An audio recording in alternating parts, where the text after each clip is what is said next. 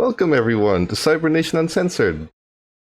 I'm going to be running your game again. You might recognize me, I just wrapped up Blade Runner a couple of weeks ago. This time we are going to the world of darkness and playing Vampire the Masquerade. Technically a little off from what this channel is used to doing, but, one would argue the world of darkness is as dystopian as you can get. Now, before we get started, first and foremost, unlike what this channel is used to doing, unlike things like Blade Runner or any other game that you might have seen on this channel, this game is going to touch into some very dark themes and go into some very nasty territory. I've spoken to all the players, I have talked with them about what they're comfortable with, and spoiler, they have left very little in the way of lines and veils for me to avoid, which means we're going to be covering a broad range of horrible things. That being said, this is intended for a mature audience, so do please take care of yourself, know your limits, and, if you're under 18, probably don't, because no one under 18 has ever watched anything on the internet that they shouldn't have. Now, before we get started, let us go ahead and meet our dead bodies for this evening, starting with Dorgely. Dorgely. I am going to be playing Ash Hargrave tonight, the Malkavian. Cap'n. My name is Cap'n, and I'm going to be playing Aaron Strangelove for tonight. Petra. Hello, I'm Petra. I'm going to be playing your local drug addict, Cecil Ryan, who is the bridger of the Masquerade.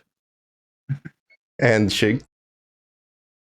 I'm Shig, and I'll be playing Renee Winslow, Toreador. Great. So... Oh, I didn't mention I was a Tremere. the symbol is fine. It's on the screen. Nah. So, again, before we get started, mature audience, viewer discretion is advised. Consider that your content warning. And with that getting out of the way, let's go ahead and tell the story of your tragedy.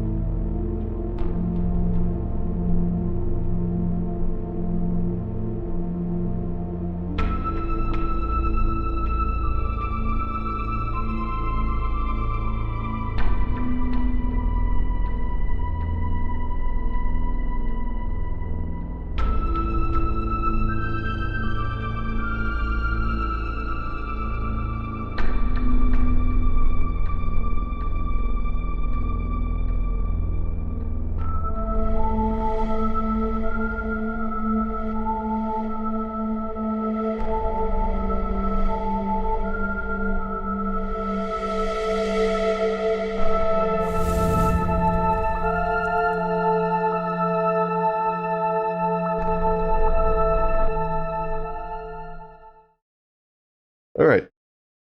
We begin our scene in Chicago in the morning. Horns are blaring, people are complaining about traffic, there's an accident somewhere on the highway. But mostly we begin our scene at a nice little suburban home where there's a man named Jim sleeping on his bed comfortably. Jim is a loving father and devoted husband.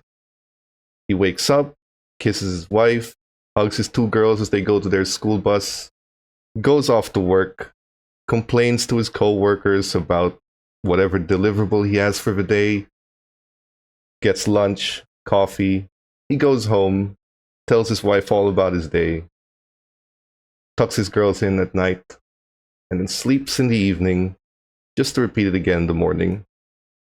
But this isn't Jim's story, because Jim is alive, and the four of you are dead. It wasn't always that way, though. At some point in your life, up until tonight, you were not normal, but you were certainly alive. You could breathe and enjoy the sun and do what it is you do in the morning. That's not the case anymore. So, Ash, why don't you go ahead and tell me what is the last thing you remember leading up to this night?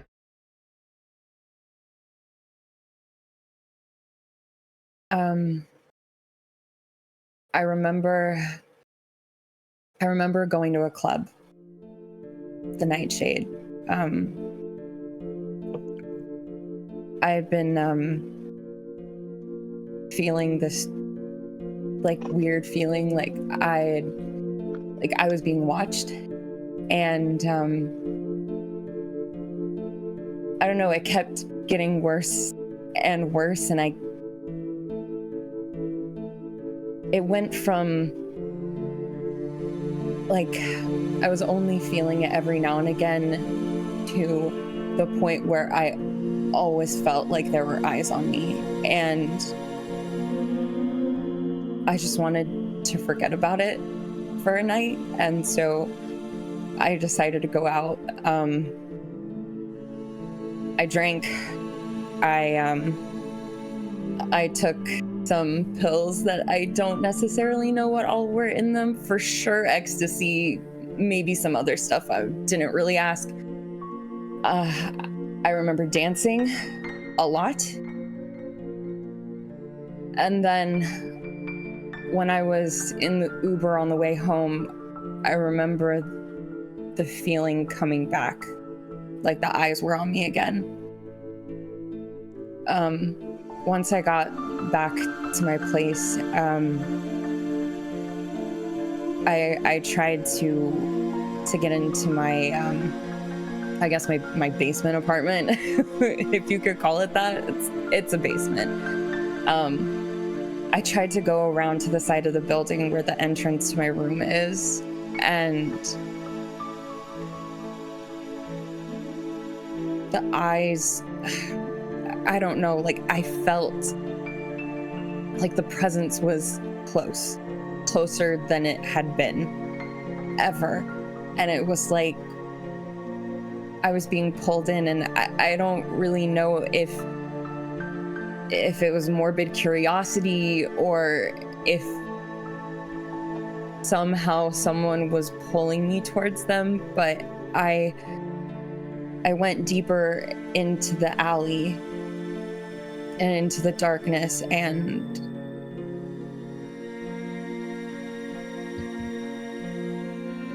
that's it. Things went dark.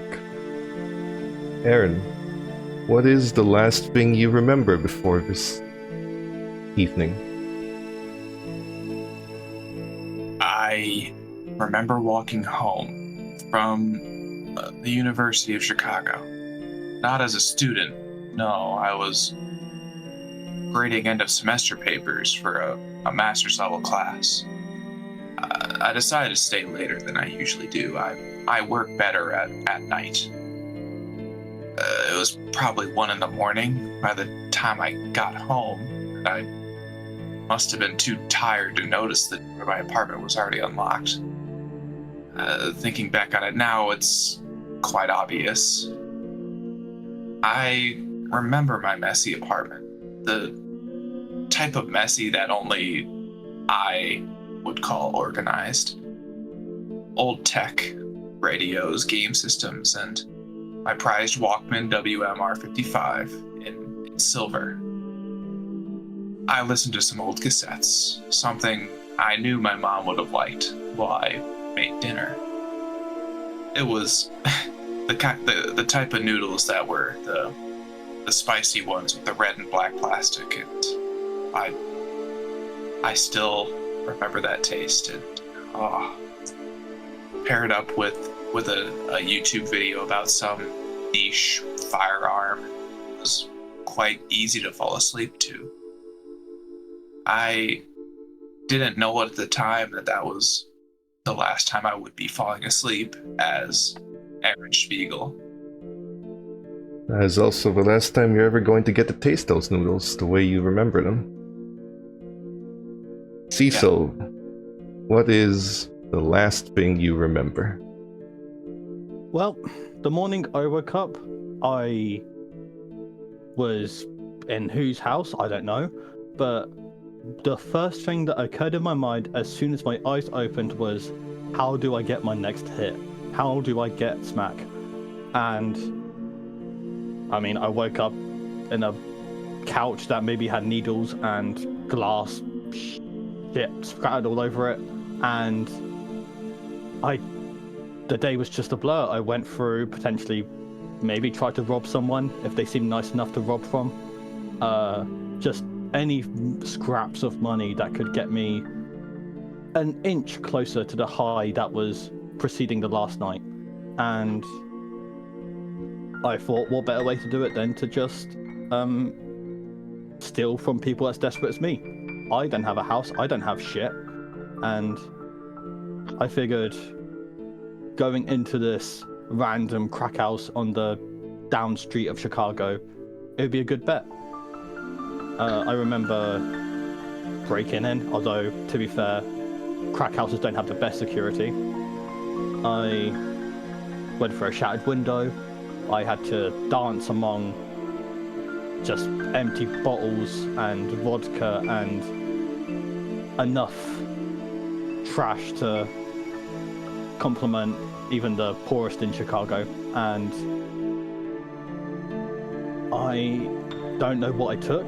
Maybe it was the hit I wanted, or maybe I just got tired, but I ended up just curling up on the floor in this house, my high not craved, and with just all the baggage.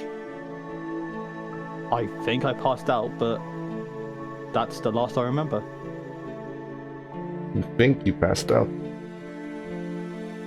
But It's all a blur. finally, Renee, what is the last thing you remember? Just the previous night was an art show, and it was my first painting presented at one. And I've been painting for a while, but this was my piece. This was the one that was going to be shown. And at the art show, looking around, there was many modern pieces that just made you question, just what is the meaning? Why is it here?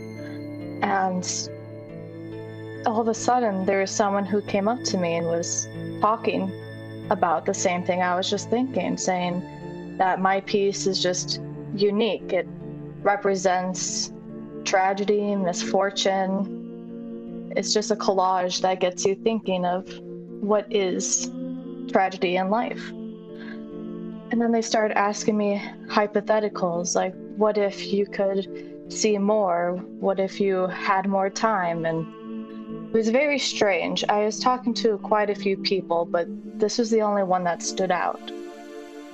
And after the art show, I was getting ready to leave, and they came back to talk to me.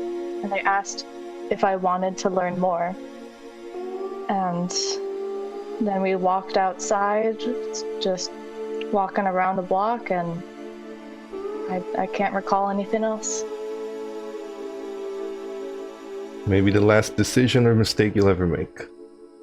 But 4 of you, all on this night, the one thing all of you have in common is that the last thing you remember ended with you passing out. And then pain. A sharp, uneasy, horrible sensation in your chest. But you couldn't move. You still can't move. You hear the sound of an engine.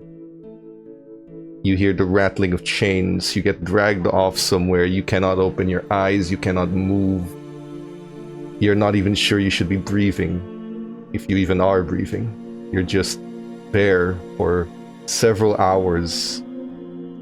You feel your hands get raised above your head and metal wrapping around them. And then you get strung up by your arms. But you can't move. You can't speak. You feel something placed over your mouth. Duct tape. And then you feel a sharp pain through your chest until it is gone. And finally, when that pain is gone, you are able to open your eyes. You cannot speak with the duct tape over your mouth, but you are chained, and as you look around, the first thing that all of you will see is each other. 3 other people chained right next to you. And the next thing that you will see is there is a massive hole where your heart is. That is not a metaphor. That is a literal hole that goes right through your body, but you do not bleed. There's blood on what you were wearing, but you don't bleed out. The blood isn't naturally flowing. You should be dead, and yet you are here. And before you have the chance to speak, the next thing that you hear are footsteps.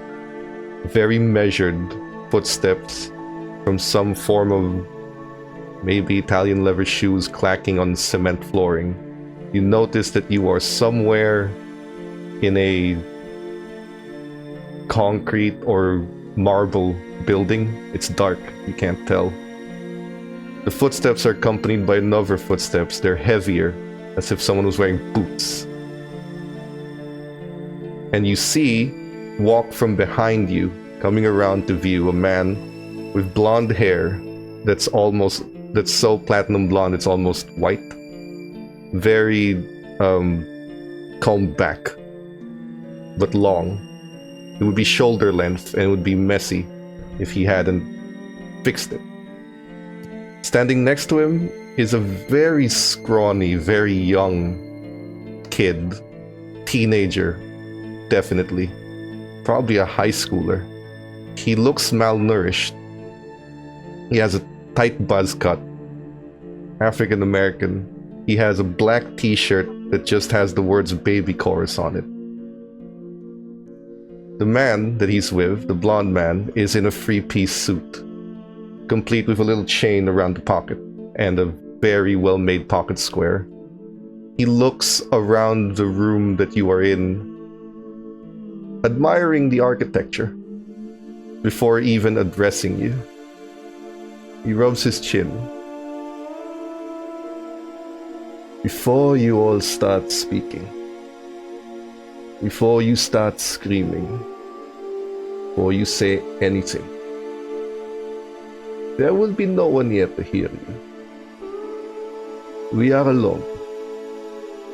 Now, you follow what I say, and you listen to what I have to say, and you live.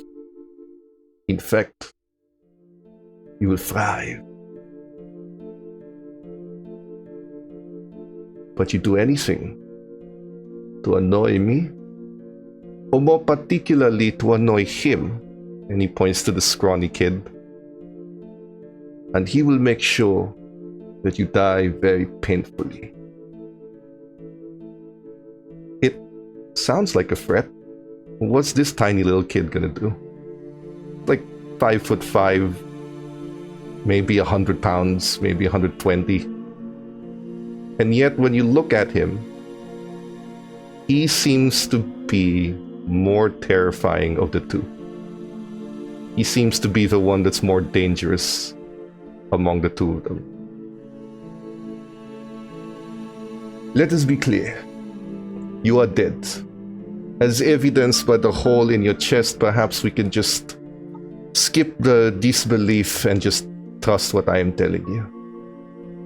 As of this evening, you are no longer human. You have been chosen among the ranks of the undead. You know them as vampires, but that is the last time you will ever hear that word. And if that word is ever uttered from your lips, there will be consequences. We are kindred. We are the shadows of the light. We are the masters of this mortal society you live in, and the fact that you don't know we exist until now is a testament to what we do. But first, I know you are hearing nothing of what I say. And he's right. everything he says, you hear the cliff notes. You're dead, you're a vampire. But the only thing you're hearing is a loud thumping in the back of your head. And a hunger that you have never felt before. A deep, insatiable hunger. And he whistles, and there's a third man that walks in. This man is in black jeans, a flannel shirt tucked in, with a large bullhorn buckle on his belt, and a brown leather jacket, and a stencil cowboy hat. And he carries a large cooler with him. He takes out a number of blood bags and presents them onto your feet, and he opens them just a little bit to allow the blood to trickle. And that is when all of you feel this unnatural hunger. That is when you feel the beast. On all of your sheets, there is a resist frenzy button. When you click it, you will have a choice. You may try to fight the urge that is boiling up inside of you, or you may choose to give in to that urge. If you'd like to resist it, make the roll. If you'd like to give in, press give in. But that is your choice. Whatever this thing is inside you, it wants out. Cecil is riding the wave. Anyone else? I'm sorry, I'm not seeing the section to resist Oh, frenzy. there you I'm go. seeing- Sorry, oh, it was there we already go. Okay. active, my bad. I will attempt. Same for Renee. Renee is riding the wave. Got it. You are attempting to say... Okay, so the only one who is attempting to resist this unnatural nature is Ash. So, when it is presented to you, there is the initial instinct that is blood. What is this feeling? What's going on? But for three of you, you decide that this is too much. The hunger is too much. It's like asking someone who ran a marathon in Death Valley not to drink water after. You are unchained, and like monsters, you jump at it and you take the blood. You take the blood bag in that little hole where it has where the tube goes when you donate it, and you just drink it all, messily at that. You take as much as you can. Three of you, please click your second hunger dot to go down to hunger 2. Because that's all you can feed on with these bags.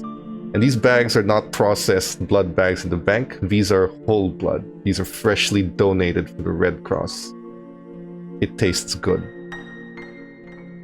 Ash, however, you show temporarily a little more self-control. You cannot deny the hunger you are feeling. You too have been unchained. You cannot deny the monster inside you. You cannot deny that you want to taste it, that you like the smell of blood, that you enjoy its taste. But you steel yourself, and you control yourself, and you don't jump at it. And at that moment, while the other three, like monsters, are just squeezing the blood bags into them, getting every last drop, the man in the suit looks to you. What do you know? There's one of you who has great self-control. He squats in front of you.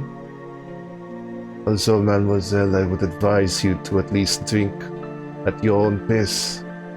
If you do not, you may cause harm to something more than just a bag.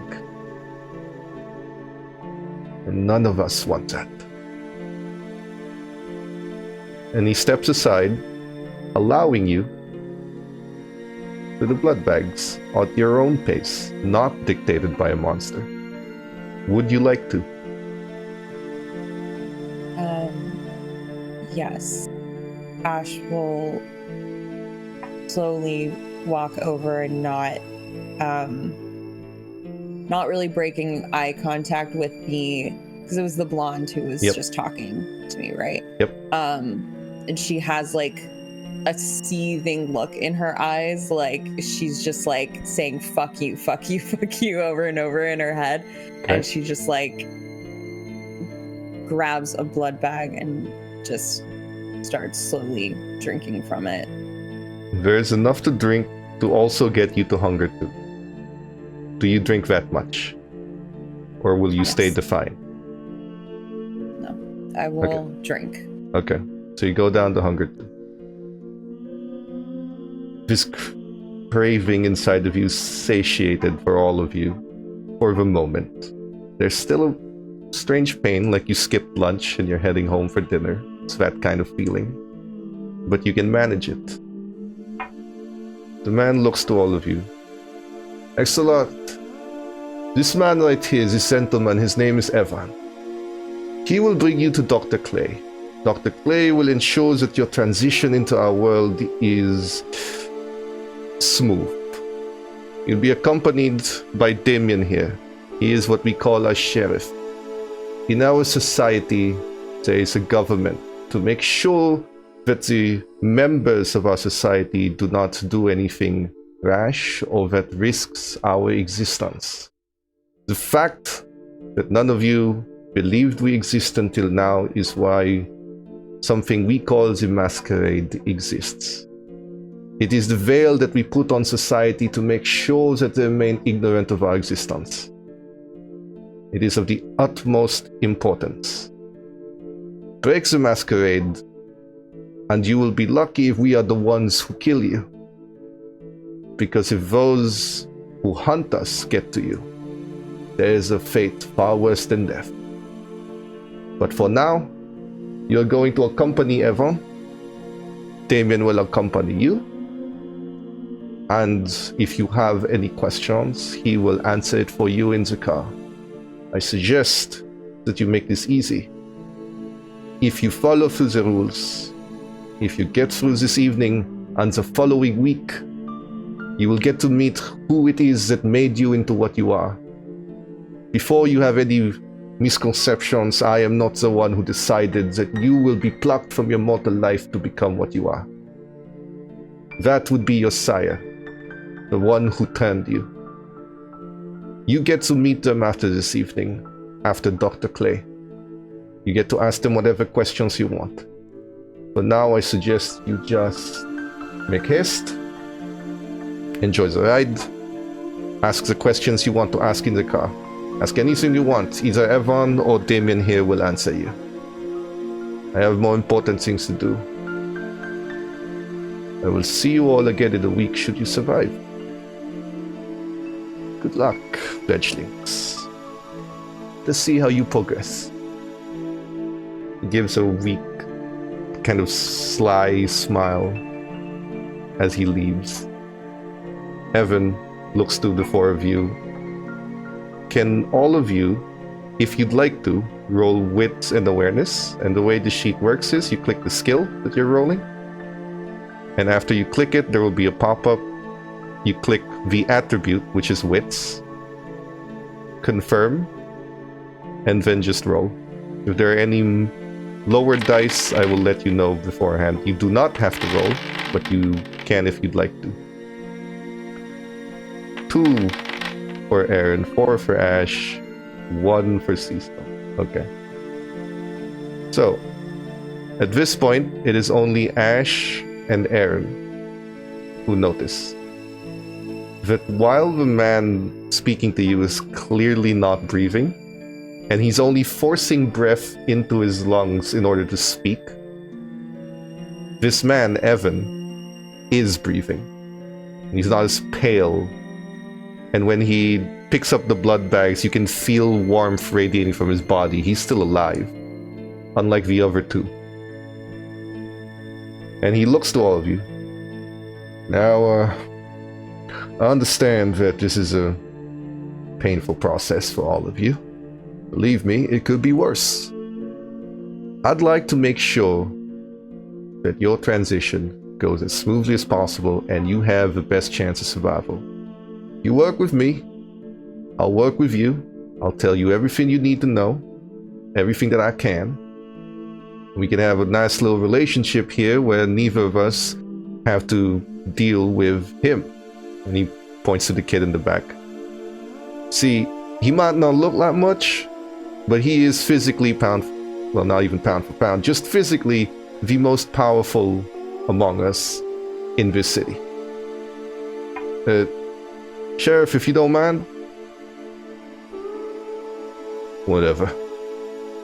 He goes to the side and he shows you a piece of rebar, and he effortlessly just twists it into a circle. And then he throws it at a wall that's under construction so hard that it leaves a crack in the marble. Ooh, I don't think the prince is gonna like that. You know what? It's art. It's fine. It's under renovation. Look, point is, we can get through this smooth, and if you stay calm and you just follow me to the large tinted SUV out there, and you don't try anything, then you get some answers. But if you run, and even if you escape him, which I don't think is very likely, by the way, you're gonna run into some problems. Like, oh, I don't know. You might hurt someone that's alive. Despite what the movies might tell you, we're not in the business of killing people for no reason. We try to avoid that sort of thing. Masquerade and all. Unless you are instructed in what you are now, there's a very high likelihood you're going to kill someone. And you might even regret it. So, can you follow me to the car, very calm-like, and I'll answer your questions to the best of my ability. Is that good? Yes. Right then. He leads you outside. There is a large, late-model black SUV, heavily tinted. It looks like the kind of thing you put the president in. It's heavily armored. It looks like the windows can't roll down because of how thick the bulletproof glass is. He opens the door for you, and it's so large that the four of you can actually fit in the back very easily. As you sit next to each other, he sits in the driver's seat, and the young kid, Damien, sits in the front. He looks to the four of you as you begin to drive. You're not sure, but you are outside Chicago limits, and you're leaving a cemetery. You still have that hole in your chest. But for now, you're gonna have to keep it. From the way he's driving, he's going close to the north side of Chicago. You're not sure where, but it's somewhere there. In the car, he looks to all of you. You know, technically, you can't patch that up. He just gestures to the hole, and you'll be right as rain. Now, far be it for me for a little humor, but at the very least, however you look right now, you're going to look like that forever. Makeup and all. So, might be a plus, might not be. Depends on you.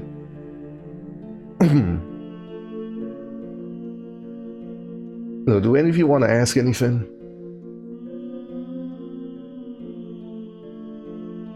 I don't. Out of character, just to clarify, I'm writing some notes. Damien, the sheriff, is the short kid, right? Yep, short, scrawny kid. Okay. Evan is the man who's alive. The warm man, yes, okay. We did not get the name of the blonde man? No. Okay. That's all I got out of character. And is Damien also in the car? Yes, he is in the shotgun seat. The four of you are very comfortably in the middle row of the SUV. Yeah. And if you have any questions, anything at all. I have Aaron a is question. definitely. Uh, you go. He looks For at him. yeah. And I point to Damien. How old are you? Sorry, is that He- rude to ask? He looks to you with a bit of a chuckle to himself. That depends. How old do I look? Or how old am I? How old are you? Like, how long have you been walking 76. the earth?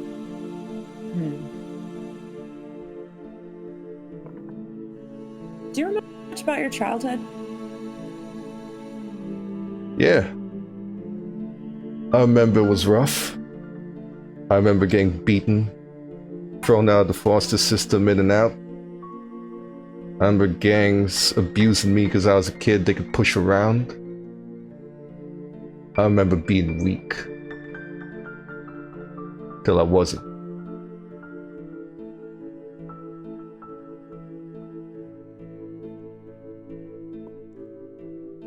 He looks to, or Evan, through the rearview mirror, looks to everyone else.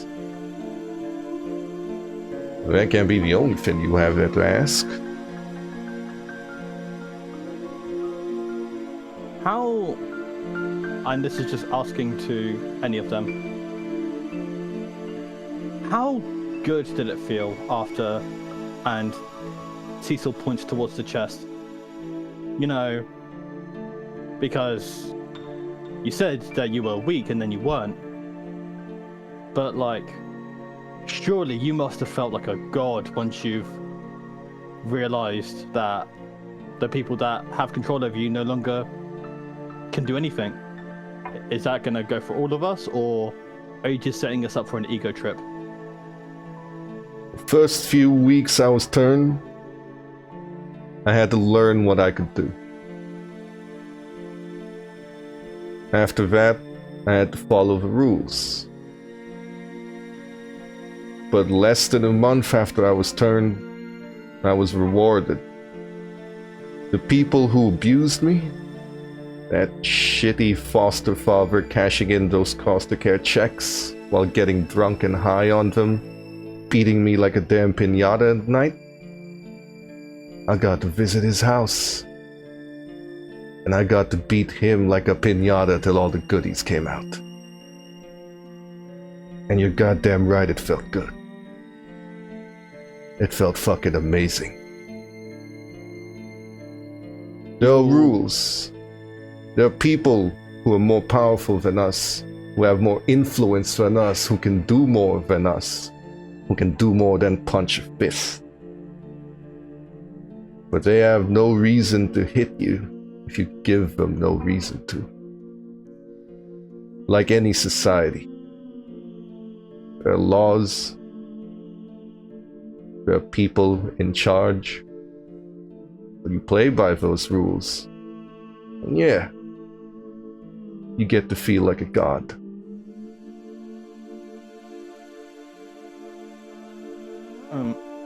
You will see Cecil have just a humongous grin as he looks out the passenger side window, and you'll hear him say, well, my questions have been answered. That's enough from the Q&A panel for me.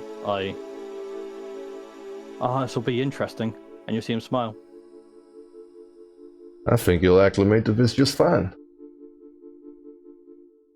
So, the rest of you? Or is this gonna be a quiet car ride? Aaron is frantically, not frantically, but you can see that they're pinching their wrist and their hand and their fingertips and just feeling that it doesn't feel normal. There's sensation there, but it's not like a dream. And they're gonna quietly, meekly ask outwards and just say, I'm not convinced. This is the weirdest fucking dream I've ever been in. Dream. So you're still in that phase, huh?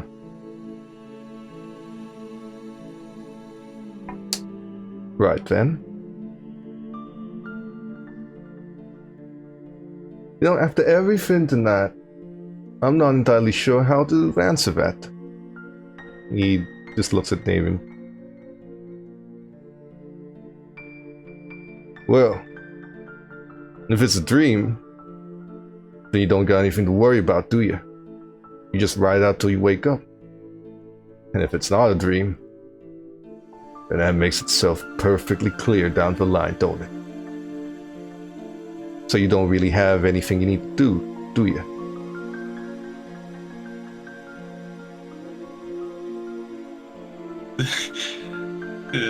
Aaron listens, but there's clearly more questions than answers now than ever. But they don't even know where to start. And right. Instead, they're just gonna be quiet and continue to like touch the hole in their chest and like. It hurts when you touch it because wood went through it. So the more you touch it, the less you can justify it to yourself if this is a dream, if it hurts that much.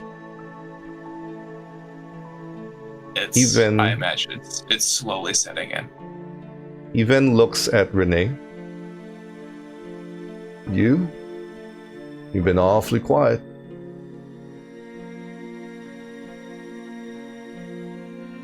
If I do have any questions, it'll just unfold eventually. No need to rush into it. Fair enough. Then I do have some things to tell you before your sires take over after. Your society, the kindred, are divided into bloodlines that are referred to as clans. Every clan has a particular specialty and niche that they can handle. That will become more evident to you the following nights. Your blood starts to grow, and you start to understand a little bit more of what you are. For context, the man we are going to, Dr. Clay, he is of a clan known as the Tsumitsu.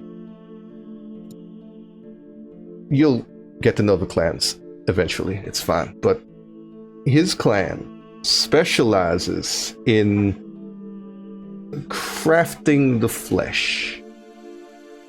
To him, your bodies are like clay that he can mold into whatever he wants it to look like, whether it's another person or something a lot worse. Now, his clan is particular about manners and hospitality, and there are rules surrounding that. So, when we go there, don't comment on anything. Don't disrespect him.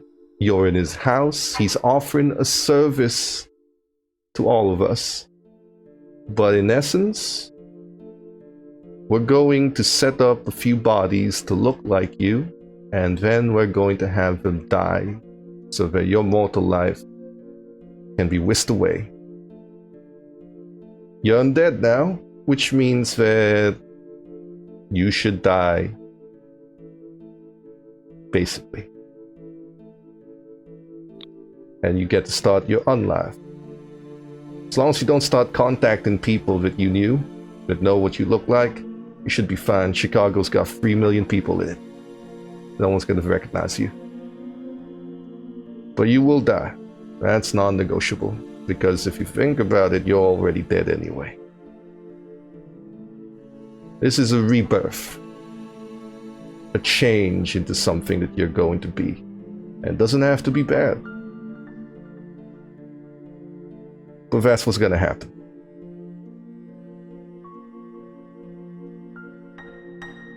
Right then.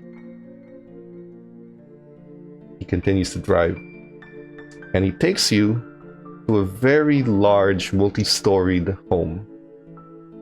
just outside of the north side of Chicago, just outside the city limits, or what's recognized as the city limits.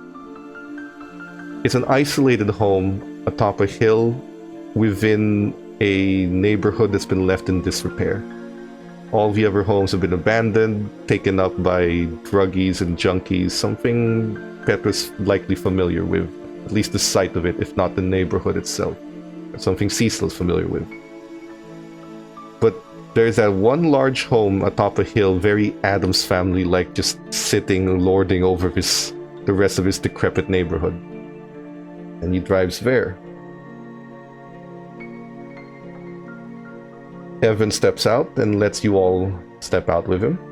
Until one of you says something, I will assume that you follow instruction. He rings the doorbell. You said this man shapes flesh. He's gonna make a body double. That's right. What about the name? I'm known. I have a doctorate. You had a doctor. Aaron Spiegel is dead. Now, if you want to change that name, if you want to be someone else, tell your sires and they'll set it up for you. That's their responsibility. But if you want to keep your name, it doesn't really matter in our society. You present yourself how you want to be called, and everyone else just tends to accept that. But you don't get to be who you are. Not anymore. And if you have a problem with that, like I said, take it up with your sires. They're the ones that chose you. Me and Damien here, well, we're just a cleanup crew.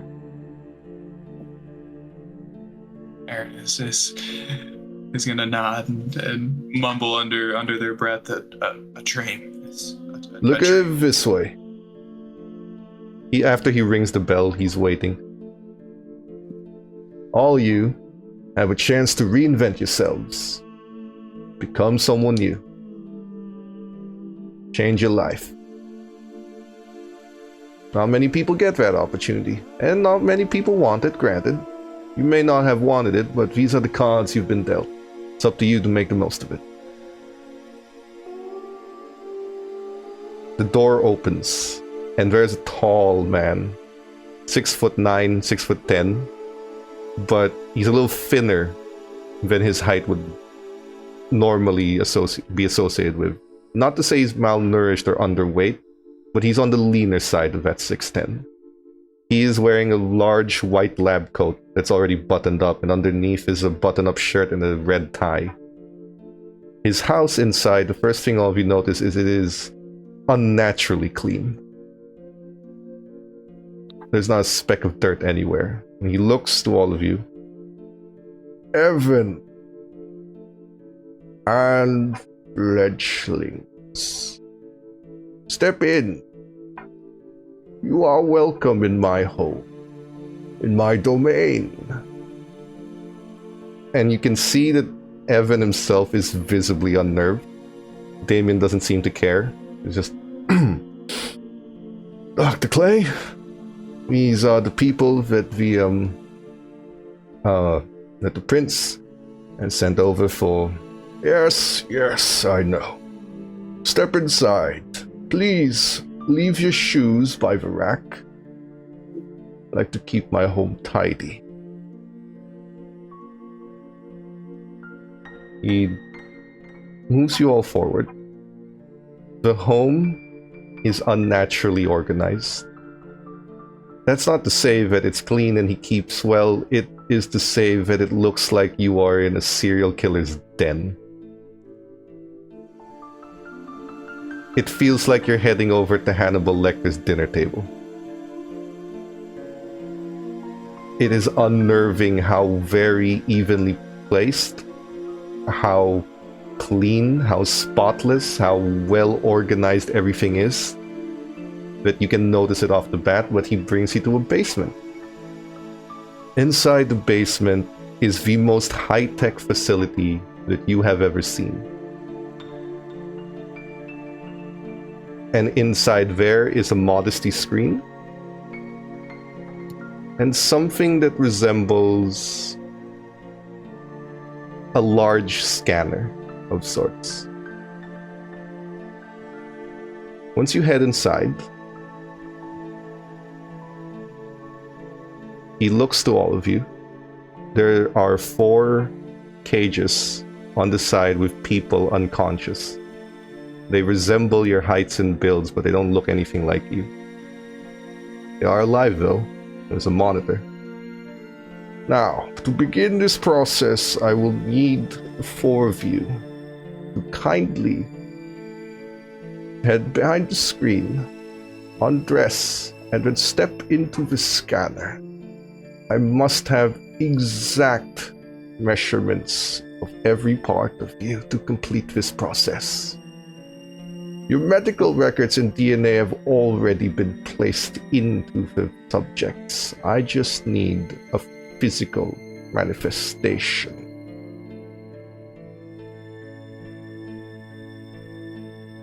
Needless to say, I am a professional. And I was a doctor in life.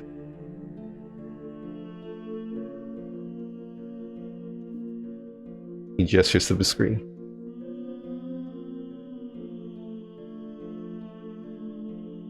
One by one. May I... I'll ask before I go in. You said exact size and measurement, right? Like... He nods. Cecil looks down at his body and looks down and says, every size and measurement? You need that info as well? Is correct. The body must be accurate. That was the order of the prince. If it matters, no one else will know, and no one else will ever know. I'm glad we're going by the inches, and you see Cecil just sort of head forward to one of the screens. You willingly undress. You are behind a modest screen. You step in the scanner. It only takes a few minutes. This thing resembles something that you would use in motion capture, but it's clearly been repurposed. That is, when you do this, that is when you realize that if you had a phone, you don't have it anymore. If you had any wallets, IDs, anything on you, it's not there anymore. Even drugs, unfortunately. Damn it. But you undress. You do it. You step out. The rest of you are urged to follow. Will anyone resist? I'll go next. I'm not going next. I will, don't worry. Renee goes. Same process. Takes all of 10 minutes. And you're done.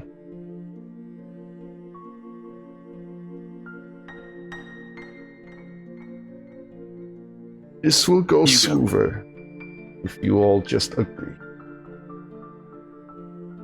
You go. You ask the first question. You're more likely.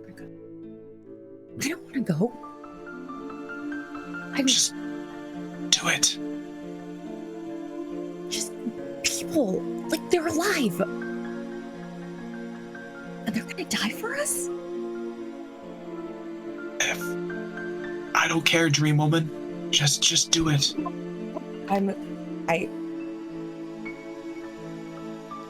I'm literally, I'm right here, and I like slap their cheeks, like.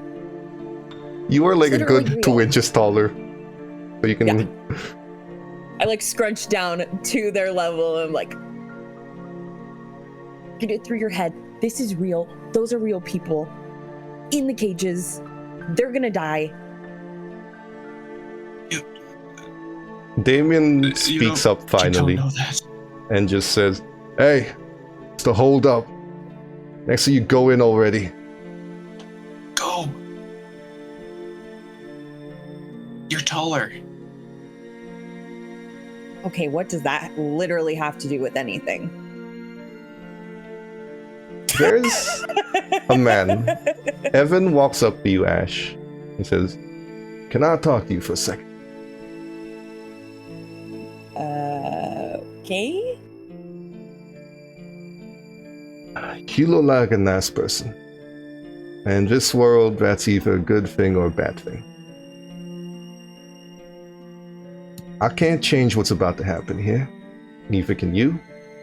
These people are going to die, but if it makes you feel any better, these people, as of today, were on death row from across state. And they've already died on record. Now we've changed some memories to make sure that people watched them get executed when they actually didn't.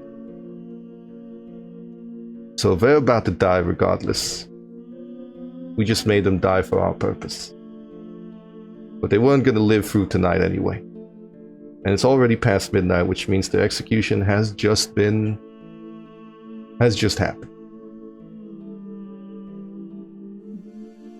As for you, if you play your cards right, this will be the last time anyone has to die around you.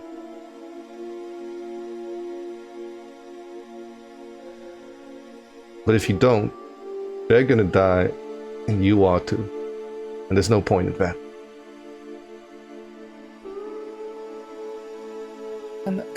Could I just ask one question? Do you by any chance know what my body double did to get on death row? Just let's see here. I've got some records. He pulls up a file. That was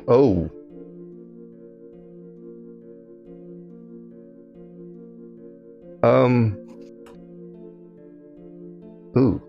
He's reading the file like this is the worst thing he's seen all day. Serial cannibalist. Oh, okay. Yeah, fuck them. I flip them off in the cage and I go behind the modesty screen. Hey, young lady, if it helps, she also targeted children, so. Oh, double fuck you. Okay, yep. You head in? We're good. Sorry for the holdup, my bad. It is fine. Please step in the screen, undress, head to the machine, and make yourself decent again. The machine is a quick scan. Put your clothes back on, and then that leaves Aaron. Aaron, with a little bit of reluctance, is gonna nod and then go as well. You do it. You get scanned. No comments are made. You step out. Not the worst thing you've done, surprisingly. Please inform the prince that the bodies will be prepared for pickup by his ghouls by the sunrise. God, thank you, Dr. Clay. Before all of you leave, and you see Evan, like he turned around, he wanted to leave, and then he just, oh no, kind of look on his face, but he says nothing while his back is turned. Would you like a drink? Evan looks to all four of you like, don't say no. But he looks like he's terrified of what's about to happen. But he does say, don't say no. Yes, thank you. Do you have tea? That's not something you can drink anymore. What? Coffee. Are you You serving can't shots or? eat or drink anything but blood, darling. But if someone has those things before you take their blood, then you get to taste it. Like it did when you were alive. Including drugs. He looks at Cecil. So you just need to find someone who's involved in them, and then you can sink your fangs in them. Just don't kill them. I have to put my fangs inside some dirt. Cecil looks at his own skin and is like, I mean, you've watched vampire movies. You should know how this works. Are you really want to be picky about what you're putting in your body? It's different from when you're injecting smack and when it's your mouth and it's just like. Oh, Trust me. You know, mouth. What'd you say, you little shit? Oh no. Pardon my French. Yes, I'd like a drink, thank you. Michael, if you please. There's a miserable looking guy that goes up to you, and if you'd like to know who he is, you can roll Intelligence and Resolve, which counts as a memory roll, to see if you know who this man is, because he has been on the news. You don't have to if you don't want to risk the potential messy criticals, but you can. Click Resolve first, then pick Intelligence. And then just roll it. Oh, sorry, I will end everyone's frenzies.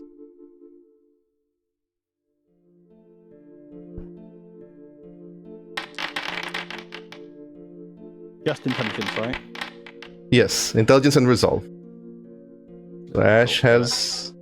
Oh, sorry. Aaron has 3. They're good. Ash has 2. Cecil has 2. You are good. That skull won't matter if you succeed. And Renee has 3. Okay. You all know the man that he's, I'll describe the man after I tell you who he is. You recognize the face. He is a local pedophile that's been on the news. He's wanted by the police, actually, for several crimes. He's been missing for the last year, but he was big news last year. That's the guy that's walking towards you, and he looks miserable. But before you can even notice his face, you notice that there is a large fleshy faucet sticking out of his neck that extends along the shoulder and then forwards. It is the most disturbing sight you've ever seen, and he looks terrified. Come now, Michael. This is the payment you make for your sins. You know his name's not Michael. It was something, but it's not Michael. But he responds, Yes, Master. And he begins to cry as you hear Dr. Clay open the fleshy faucet, and rather than sound like rusty metal, it sounds like flesh squirming, like and blood flows from it. And he presents each of you a cup. Despite Michael's deranged proclivities, his blood is exquisitely fermented with fear. And he offers you a drink. And you see Michael Aaron just crying in pain, but he doesn't do anything. Aaron is gonna like sniff it. How different is it than the blood bag before? The blood bag was like a microwave hot pocket. This blood, straight from his neck, is comparable to $1,000 steak. It is delicious. It doesn't even smell like the coppery metallic smell or taste that you have when, let's say, your gums start to bleed or you lose a tooth. It smells like fine wine. It smells delicious. It smells very appetizing. Do you drink? Yes, Aaron is definitely gonna wait to see if anyone else does. I'm going. I'm going. Cecil starts just chugging, like... You drink, and you guys may take out the one more hunger, so you are all at hunger 1. You just have to click the first dot. It'll remove everything forward. It is delicious. Whether you'd like to admit it to yourself or not, it is good. It tastes good. Particularly Cecil and Ash. Whether you care to admit it or not, he said it was fear. And fear from a person who is a terrible monster in his own right. It tastes so good. Better than any drugs either of you have ever had. Now that you've drunk, you may go. Thank you very kindly, Dr. Clay. We will be heading out now. Princess orders. You understand? And he just turns and gently nudges you all to leave, like he cannot get out of his room faster. He wants out. As we're leaving, Ash turns around and says, Dr. Clay, and points to Michael or whoever his name is. Honestly, I respect it. There are certain people that do not deserve freedom and only deserve misery. I agree. Isn't that right, Michael? Yes, Master. He's holding on to his neck like it hurts him every time he moves the faucet. And you see that the skin doesn't, turn. It actually twists. Like the skin is being forced to twist the direction it's going. But you leave. And you guys head over to the SUV where Evan begins to explain to you. Okay, now that the creepy part is done, the night is still young, it's just past midnight. We're gonna bring you all to your sires, and here's how it's gonna work. For the next week, you will be spending it with your sires. They will teach you everything you need to know, they will teach you your abilities and what you can do. And by the end of that week, you're going to get to meet the prince and the rest of the kindred of Chicago, or at least the important ones, in what is called an Elysium. Your sires will take you there and they will explain to you, but in general, an Elysium is both a place and an event. The place is a place where no powers, no violence, no fighting can occur. It's a party of sorts. It's a way to make friends, get to know people, understand, and eventually trade in favors. As immortal kindred, money doesn't mean as much to you. You can make money for the rest of your unlife. Favors are the currency in which kindred trade. You offer your services, you earn a favor. People ask you for favors, you ask for favors in return, it gets traded like currency. Size will explain everything else to you, but for now, I'll be taking each of you one by one. You're nearest. He looks at Renee. He drives towards the North Park district. Drops you off at a lavish-looking home. If you will excuse me, my camera's died, so I'm gonna be frozen for a bit while I change it. But you're driven to a lavish-looking home in the north side. On the other hand, the rest of you, and we'll get to each of you one by one, but the rest of you are going to be driven individually.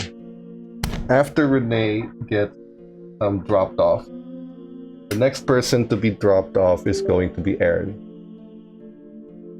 You are going to be, let me just drag everyone's tokens here.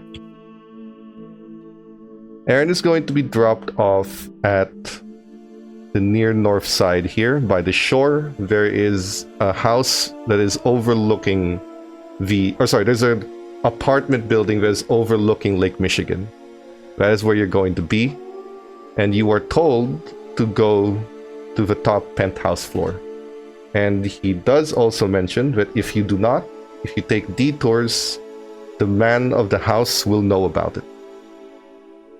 So best not to test his patience. At least that's what Evan says. Whether you do that or not, we will get to it.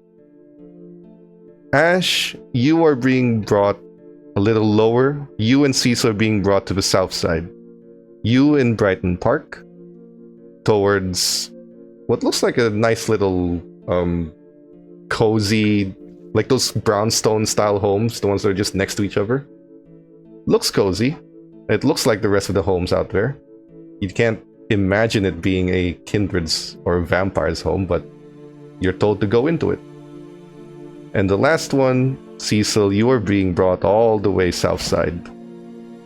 Where is that? You are being brought all the way to Burnside. And here, you are being brought into a warehouse.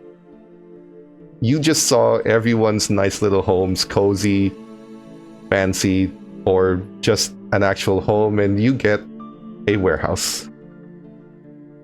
Now, as you all enter, one by one, you will meet your sires.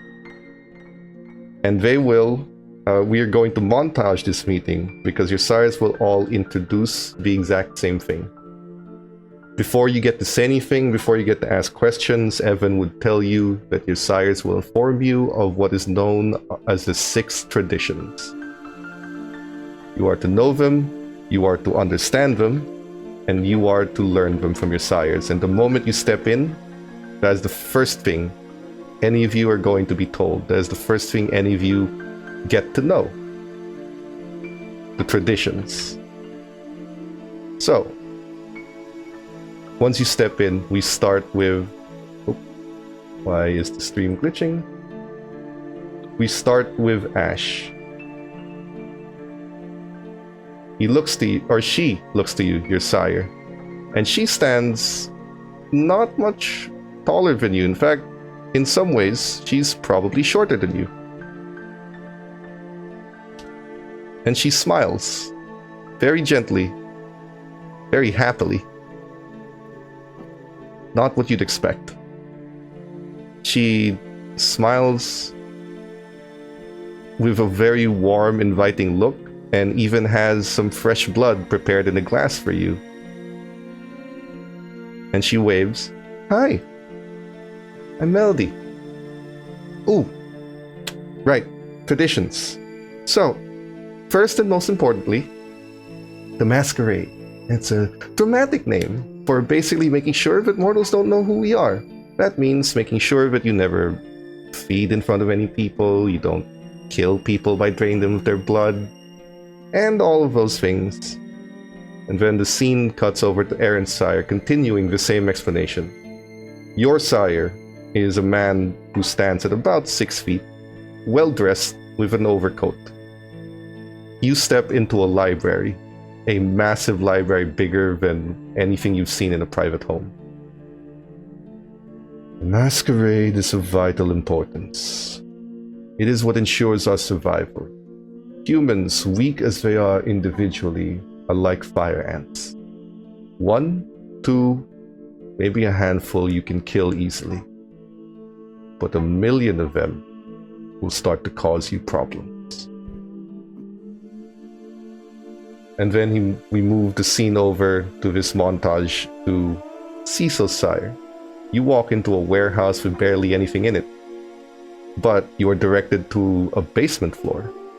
And that basement floor has an entire fighting gym. And there you see a woman who is jacked, shaved head on one side, and her hair is only up to her, the rest of her hair is only up to her shoulders. And she is destroying a punching bag. And again, she introduced herself, but she is continuing the lecture on the Masquerade and says, "That's not to say kindred don't fuck up." And she does one punch and the punching bag flies into the wall and splits open. Sometimes we make a fucking mistake. That's fine. The main point is if you fuck up, you clean up after yourself. You got it? And then we transition over to Renee, in arguably the most lavish home, where your sire, dressed in a button-up but with a French fold on his sleeves, and very well-tailored slacks, it looks like handmade Italian leather shoes, and paintings. Unlike the others, your sire is very familiar to you. The last person you spoke with before this happened. And before you get to ask, he still continues the lecture in the Masquerade and says, "Well, my dear, now that you know about the Masquerade, there are many ways to keep it, but primarily we do not communicate over technology. That is not to say that you will not have some form of phone or a phone number. After all, it is rather odd if a kindred is asked by a human you interact with what your phone number is and you say you don't have one. That's a red flag. The point is to not discuss matters over such devices. Speak in code if you have to. And stay off the goddamn internet. And then we rotate the guns for your sires who explain the different tradition. The second tradition, Ash, is domain. Basically, every kindred's got a certain block where they can hunt. As long as you're under my protection, you get to hunt in my area, which is about 2 city blocks wide. It's modest, but it's great. You hunt around here, you do what you need to do, I provide you some food, but essentially you never hunt in another kindred's domain. Because the moment you do, it is a crime that we call poaching. And poaching is a crime punishable solely by death at the hands of the sheriff which you have met this evening. So you get the picture. You don't feed in anywhere you're not allowed to. You got it, Lick? But don't you worry, my darling. I will provide you with all the food you require. At least until you can get up on your own feet, that is. Which shouldn't be long. You are a progeny of mine, and my progenies tend to be exemplary. He says it with a tone of both expectation and pressure. The next thing you have to know is progeny. Basically, the right to turn people. Very simply put, it is the right to make our own kind. What we have that we use to turn you. You don't get to do it. You don't get to do it till the prince tells you you can. So keep in your mind, don't turn anyone, and in that regard, I won't teach you how. It is important to note that the right to sire is a privilege, not a right. And it is a privilege that can be taken away. You must first prove your worth to the Camarilla, our governing body, before you can ever even think about making your own progeny. Then there's accounting.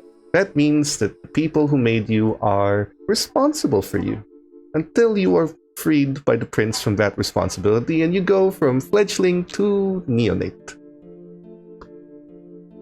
Then we have hospitality. If you have a domain, it is your responsibility to be gracious to those who are to visit you. They are under your protection. They are under your realm. Assuming they follow the rules, you are to provide them with a home. That is why I'm gracious enough to give you this. And she actually shows you a pretty nice room to sleep in. It is underneath a warehouse, but it is a secure room. You're gonna stay here until I'm free of you, and then you can go about do whatever you want. But until then, I'm gonna teach you everything you need to know to survive in this world. And maybe, just maybe, you'll actually thrive. I will provide for you as much as you require. Until you can fly from the nest on your own. With my tutelage, that shouldn't be long. And finally, there is the tradition of destruction. You are not allowed to kill any of our kind, ever, unless specifically permitted by the prince. And with the traditions thoroughly explained, you are given terms common to all of you. The Camarilla, your governing body. The prince, your absolute ruler. The sheriff, the arbiter of the law. And the hound, his police officers, the ones he sends after to find you. The man you met this evening, he is referred to as a seneschal. He is the second of the prince. He is the voice of the prince when there are matters that the prince is too busy to deal with. The rest you'll be clued in on. But you will be spending each a week with your sires. In this time, you will learn your disciplines. You will learn your clan. You will learn what to do. And we will go around the table and ask each of you and take a small glimpse of what the relationship with your sire looks like. Starting with Ash.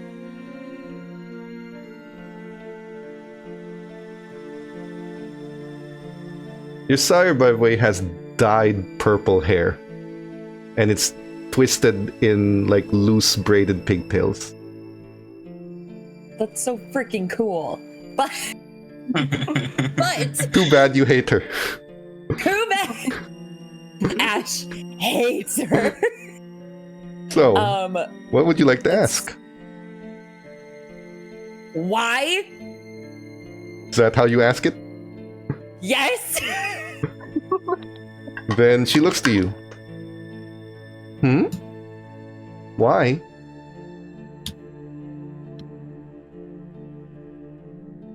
What? Why? Why did you do this? Why am I dead now? Why did you think that this was a good idea? Because you're special.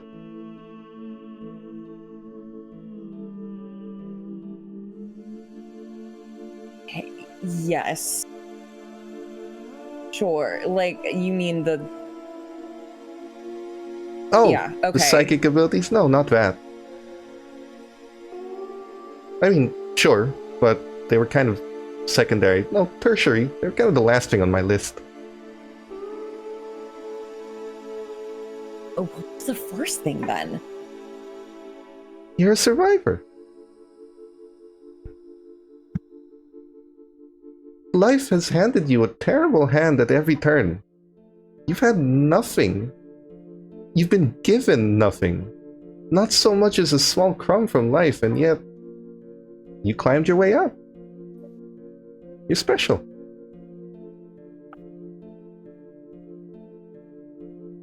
Okay, so I'm assuming that like the feeling of being watched, that was you. No. I mean, I looked into your file, read about you, but... Okay. Someone's been watching me. Just...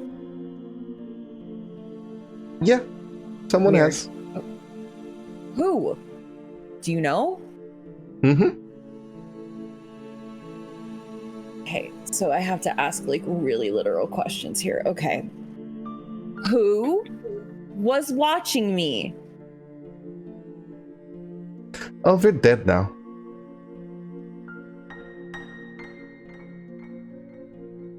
Did you kill them?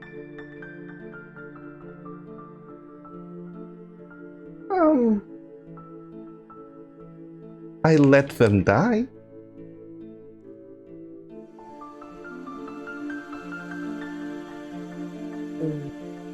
Killed them then? Okay, I can see you're very confused. Yes. You've been watched by someone that was hired by your parent.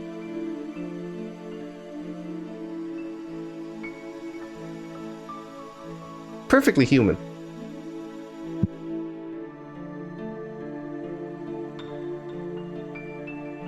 And then he killed you. X fucking excuse me? They sent someone to watch you.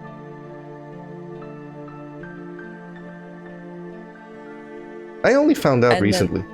Then I started watching him, who was watching you. I assume you didn't feel me watching you because I was watching him, but he was watching you. So you probably felt him watching you. And then,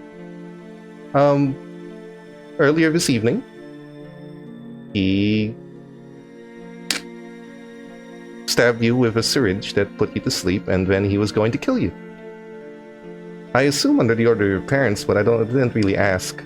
But I've been watching your file for the longest time. I've been wanting to know about you, and I wasn't about to let some creepo decide to take that away from me and all my hard work. So I did him in. Well, technically, I just let him walk off a ledge and then let him die. And then I saw you bleeding out, and you were basically dead, and all the blood of your body was spilled onto the ground, and I figured I could let you die and then let some potential get wasted, or I could turn you, so I turned you.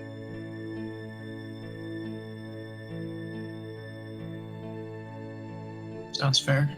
So much information.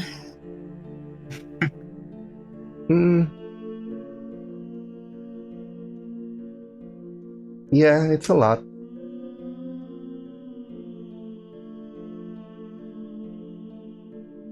I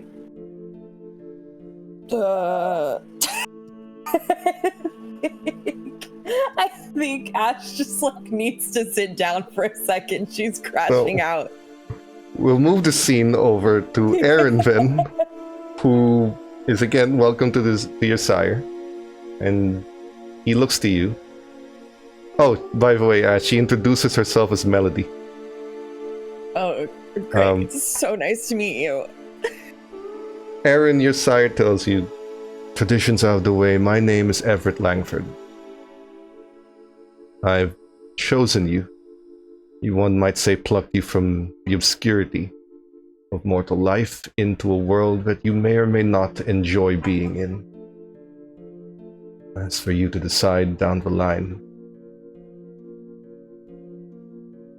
I know all about you. So do you have any questions for me then? Aaron, with the dark circles under their eyes, like looking around this huge penthouse that's laden with books, and I'm imagining some blacked out windows just to. There are no windows in this library. Yeah, okay. There are windows like in the front area, but the area looks like it's not used. Yeah, okay, I see. And then they're gonna look at the sire. What does can you describe to me what the sire looks like? Your sire has what I would describe as Lestat hair. Like it's long, blonde, kind of messy in the front with a neat ponytail in the back area. And he's got like a loose fringe on. He's wearing a button-up shirt and no suit, just a button-up shirt, well-made slacks, and a large overcoat on him. And he has a pair of rectangular framed glasses, clear glasses on him. Probably a remnant of his human life. He's very clean shaven and a 6 foot tall gentleman. Looks pretty good too. Like on a objective physical attractiveness scale if you go by modern standards. Damn it. Aaron is definitely gonna feel smaller than ever socially, and is gonna very meekly sort of ask, I think I'm coming to. This isn't a dream. Oh, you should. Because it isn't. And the sooner you accept that, the better it'll be for you. Now, I've explained the Camarilla and the traditions. There are rules to follow in this society, and you are going to follow them to the letter. Ours is not a clan of mercy, nor is it one shown much mercy. Ours is a clan of servitude. We serve because that is how we thrive. We are given because we give. We survive because we are needed. Ours is a clan of blood sorcery, and you will learn that over the coming week. But if you have any questions prior to that, now it would be the time. I can serve. I imagine you know that already. There's a reason you were chosen. Yes, Unwilling may it be. Why else did you pick me? Is it I know a lot about neuroscience. Do you need a Not professor? Entirely a field we are interested in. Though, if you'd like to work on it in your off time, feel free. We are more interested in you.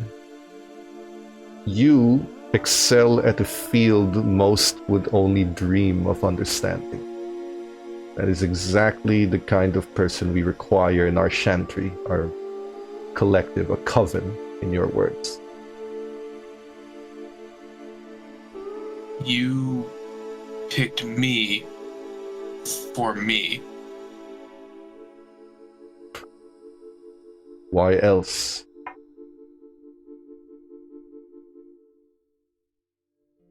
I have observed your life with some detail to ensure who it is I am choosing. As such, I have saved a few of your items that have been listed as having been stolen. Things that may have some sentimental connection for you. I would advise you keep them close to heart and not inform any of the other members of this chantry. Not all are as understanding or as merciful as myself. These items will be placed in your new haven to be determined by the prince.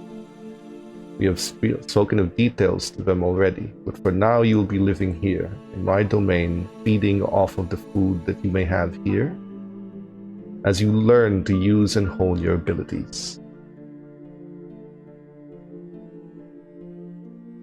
Okay.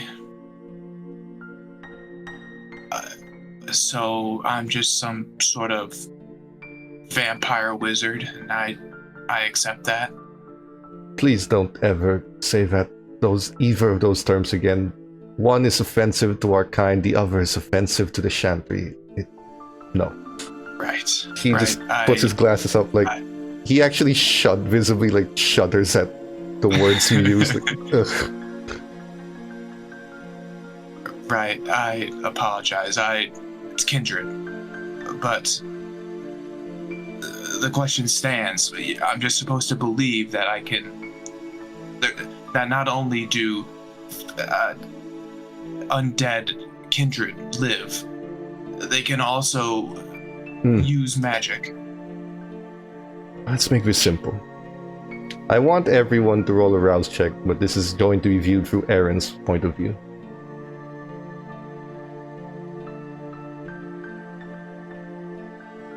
Oh, what check? Sorry. It is it's the skull icon next to hunger. Roll that for everyone. Just difficulty 1?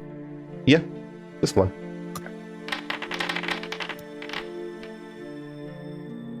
Okay, so if you failed, you will notice that you gained a hunger. But what this does is, the very last slash mark on your health box, I want you to right-click it. Because it will be removed. Don't left-click, right-click it so it goes away immediately, but he tells you to focus your blood, to imagine your body healing, and just tells you to indulge you. And as he does, the hole begins to close up slowly. Proof enough. There are very few things that can kill us. Fire and sunlight. Decapitation. After that, you're functionally immortal. But a wooden object to the heart will render you paralyzed and defenseless. You will stake after being turned so that you may be presented in a safe location where all can be explained to you. A nasty side effect, and just gestures to the scar, but nothing you can't heal on your own. Jesus. He doesn't exist anymore. There's... Not to you. Right. I suppose not. Wow, there's a lot of questions. I imagine there would be. You said a week. I imagine even that wouldn't be enough. A week would be enough for you to learn the basics, a simple ritual, and to understand the powers of your blood. Beyond that, you will have to earn the right to learn everything else. But you will be given enough to survive and potentially thrive enough to earn that right. Now, The My night mind is is short. swimming. Then let's focus first on your training. The night is short. Any questions further can be answered later on. I've no questions. What do you want me to call you by? Everett Langdon. Everett is fine. No questions, Everett. Good. Then let us begin. He does, and he begins to instruct you. Cecil, your sire looks at you, says, "Alright, you got all that? Now, you're gonna be trained. You and I are part of a clan that's known as the Brua. Whatever that name implies, ignore it. What we do is we punch things really hard and we make people hurt. And that's what I'm gonna teach you. So that no one ever gets to push you around again unless you deserve it. With all those people in your life that have stepped on you, that have said you amount to nothing, sooner or later, bang! They're not gonna know what fucking hit them. So, you ready to train or what?" Yeah. First, I'd like to ask you. You Alice. chose me. Yes. Yeah. You chose me based on. You saw like a druggie in Chicago, and you thought, oh yeah, that guy is going to be the one that throws punches around here. Like, why'd you choose me? You know, to be honest, the drugs thing was a bit of a turn off, but the reason I chose you is because I saw someone with a lot of anger in their heart, and anger is a very useful weapon to our clan. And I figured turning you into this, why not? You'd probably be a better life. You wouldn't complain, would you? Unless you'd like to go back to your old life. I can't imagine you would. I'd rather you kill me than send me back to my old life. Great. But we're Feel in agreement. invigorated. I feel like I can do anything. I have been in those dumps for too long, and I've been battered and bruised, and now I get to turn shit the other side. Like, The purpose of our clan in the Camarilla is to break shit and break people. We're attack dogs. And the truth is, don't particularly care. I get the money, I get the power, I get to do what I want, I get left alone. Or if all I have to do to get all that is to follow a couple of rules, fuck it. I'll punch whoever they want me to punch. There's a number of our clan who believe in freedom and don't like people stepping on us, and they don't like the authoritarianism of the Camarilla. Well, go fuck yourselves. Me, I'm perfectly happy where I am. I got money, I got power, and I can beat the shit out of anyone I want. I call that a good fucking day. So if you and I can agree on that, then we're gonna have no fucking problems teaching you how to be one of us. I would say that you've chosen the right Chicago druggie to do this. Figured. You know that the only thing in my blood isn't just heroin, but also Hey, I mean, speaking of that, you're gonna have a hard time getting that fix of yours. I imagine you're still craving. So, when we meet the prince and when he eventually gives you the haven he has promised to provide all of you, I'm gonna have a little surprise for you put up in that place. Something to help you with the cravings. Maybe even a little enterprise. But for now, you see that cinder block over there? I want you to smash your head into it as hard as you can until it breaks. Not the weirdest thing I've done in Chicago, but alright. Cool. And you see Cecil crack his neck and prepare to smash his head Smash into it. It's propped up like a karate demonstration, but she tells you to use your head.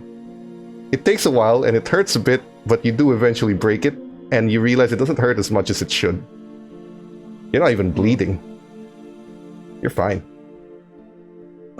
Holy shit! You see Cecil sort of running through the center of his head. I'm in Man, I really am invincible. Holy shit. Great. Now run full force to that brick wall over there and break through it. Kool-Aid Man style. You can even say the oh yeah. Cecil will just go straight through the wall, bash through it, and then say, "Oh yeah!" And First try. you don't But, see him sort of panting, being like, "Okay, yes, You actually- okay, next thing for me to break."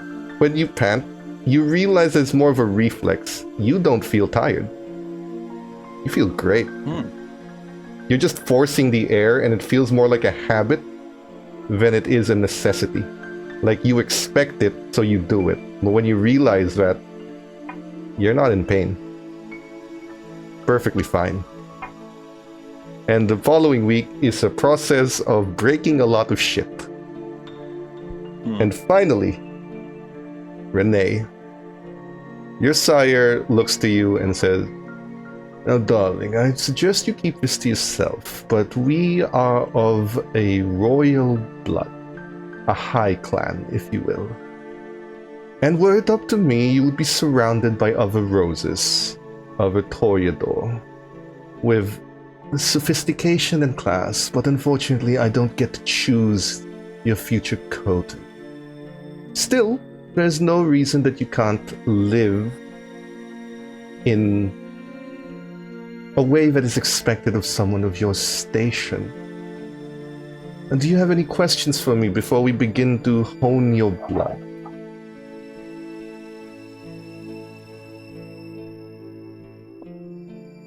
Well, I know that you are the reason I am here, but Yes.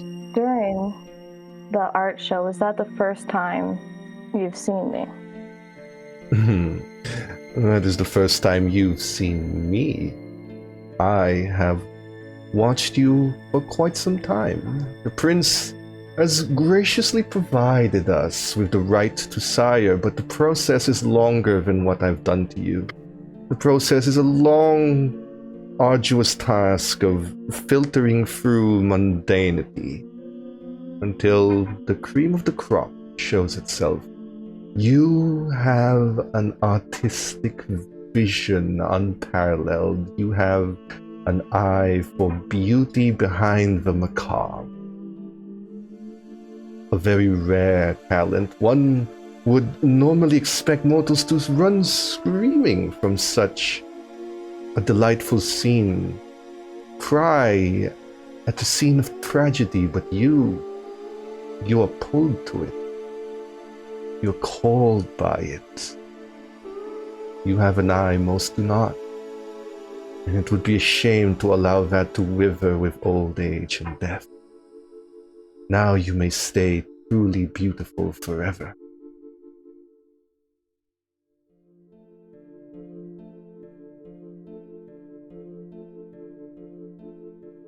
Guess that's all I needed to know. Then we shall train you. You'll be trained. In the week, you will learn your disciplines. You will learn your hunger. I will also do you all the benefit of clearing out all of your injuries by right-clicking the first box, the very leftmost box.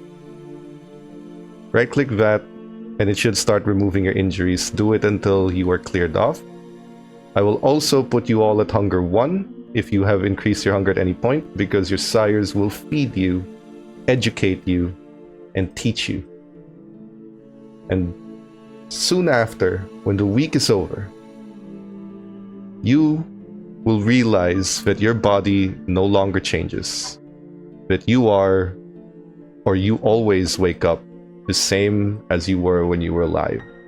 Your clothes will change, your accessories will change, but the makeup you've put on, the dye on your hair, any scars that you have, they stay forever. You are preserved in time. And the next time we look at your lives, you will be in a different place, swimming amongst the sharks. This is the place where we will take our break. Don't go anywhere. We'll be right back after a few minutes. And do please enjoy the art that we have that has been prepared for us. Enjoy, and if you like the art and you want to get some of your own, contact the artist through the details that will be provided. But we will be back. See you soon.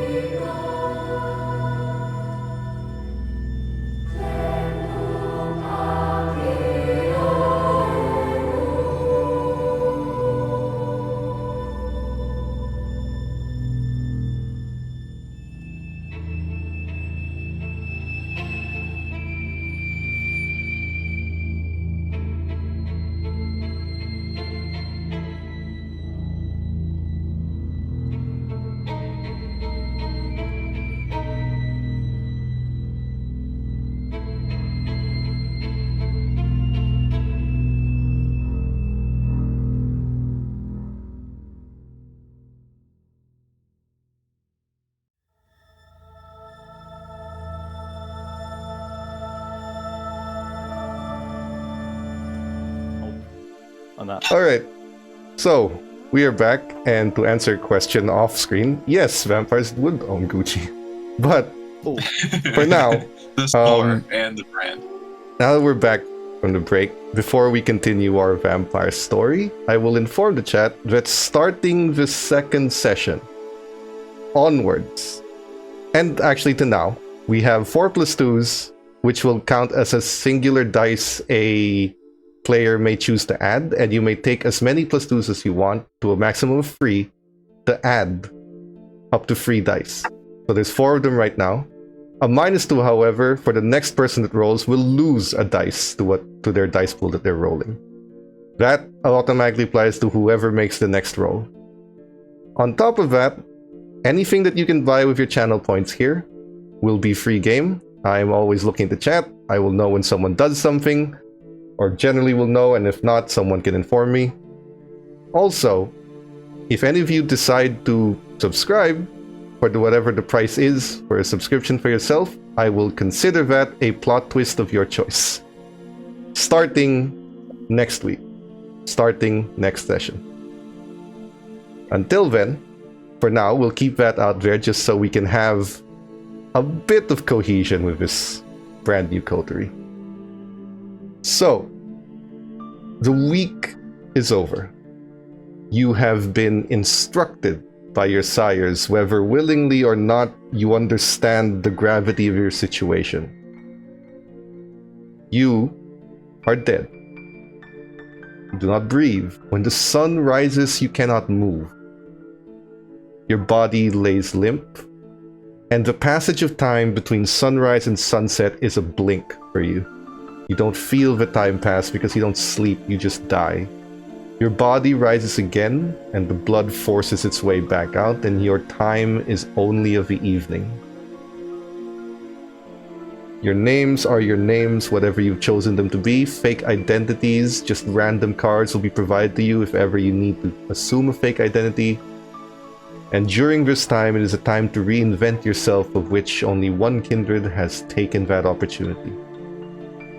Changing who they are. Is it a coping mechanism? Is it a signal of rebirth? Is it because you'd like to have a disassociation? Or is it just because you feel like it's a great name? Who's to say but you? But you've changed it and you're not questioned for it. Now, on this evening, as you awaken and force the blood, this is where our next mechanic comes in. Every night that you have to wake up, you will roll your rouse check, which is that skull icon, in order to wake up, and if you fail, your hunger increases. Aaron's good. Cecil's good. Oh shit. Oh, I Just the forgot to skull get back icon. in. Oh, you're not in. Almost there.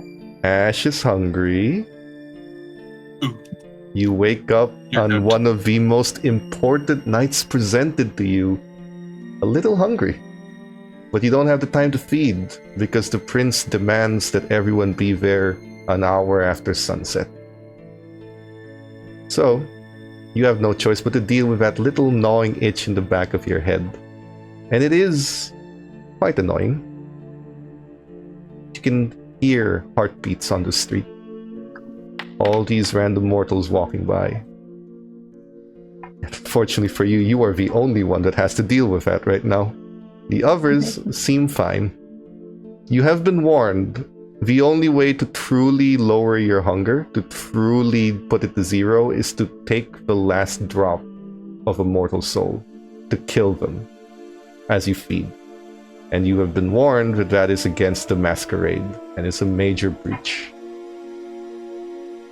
For now, your sires will drive you. Or, in Renee's case, one of his servants will drive the two of you in an armored limousine. I'm just being so pampered. For Cecil, your sire gives you a motorcycle. Either you know how to ride it, or you can crash. She doesn't particularly care. I can barely ride a motorcycle, but damn, I'm gonna fucking ride it. Alright. That's fucking sick. The rest of you are being driven in lavish cars. But as you move forward, you are brought to the same place you woke up in a week ago. Through that same cemetery. Except instead of going into that crypt you were in, you are heading into the mausoleum. The cemetery itself, the Resurrection Cemetery, is just outside of Chicago limits, but according to your sires, it is one of the Elysiums of this city. And it was built by the Camarilla, along with some allies during a time when they needed it most. As you arrive here, you were told what to expect. You were told to dress somewhat nicely, but not really out of personality. Just something clean. You don't have to put a suit if you don't want to, except Renee, you are given a gorgeous gown befitting of your clan. When you enter, even with the protection of your sires, the first thing that is immediate to all four of you as you meet each other again, and your sire standing behind you, you are in a room with very deadly people. Everyone here looks like humans, talk like humans, but everyone here has an aura to them that signifies to you that you are in a dangerous place. You are amongst predators. And if you're not careful, you will become the prey this evening. As you walk in, the four of you are led to a corner where there is a table for you to sit on. Luckily for Ash, refreshments are being served. There are over 4 dozen beating hearts in this room, all offering their wrists, their necks, their leg, whatever you prefer, in order for you to feed on. All you have to do is sink your fangs.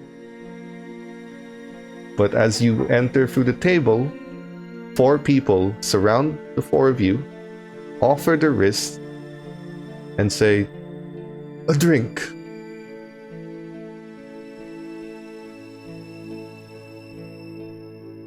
No, thank you. I'm quenched. I would love one, and I'll take their wrist.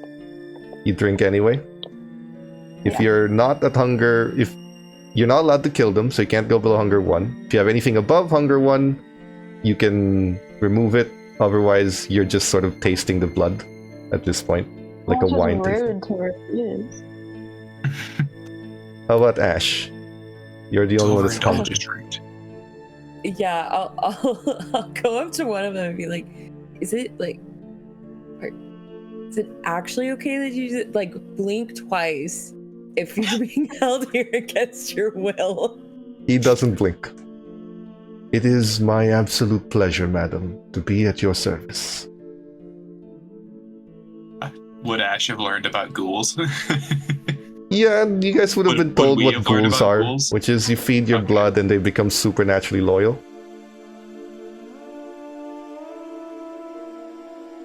Okay, like a little bit. I guess if you're sure that it's okay.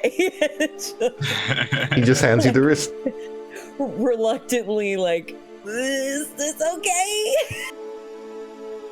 He hands you his wrist and smiles. Do you drink? Oh yeah. Take out 1 hunger.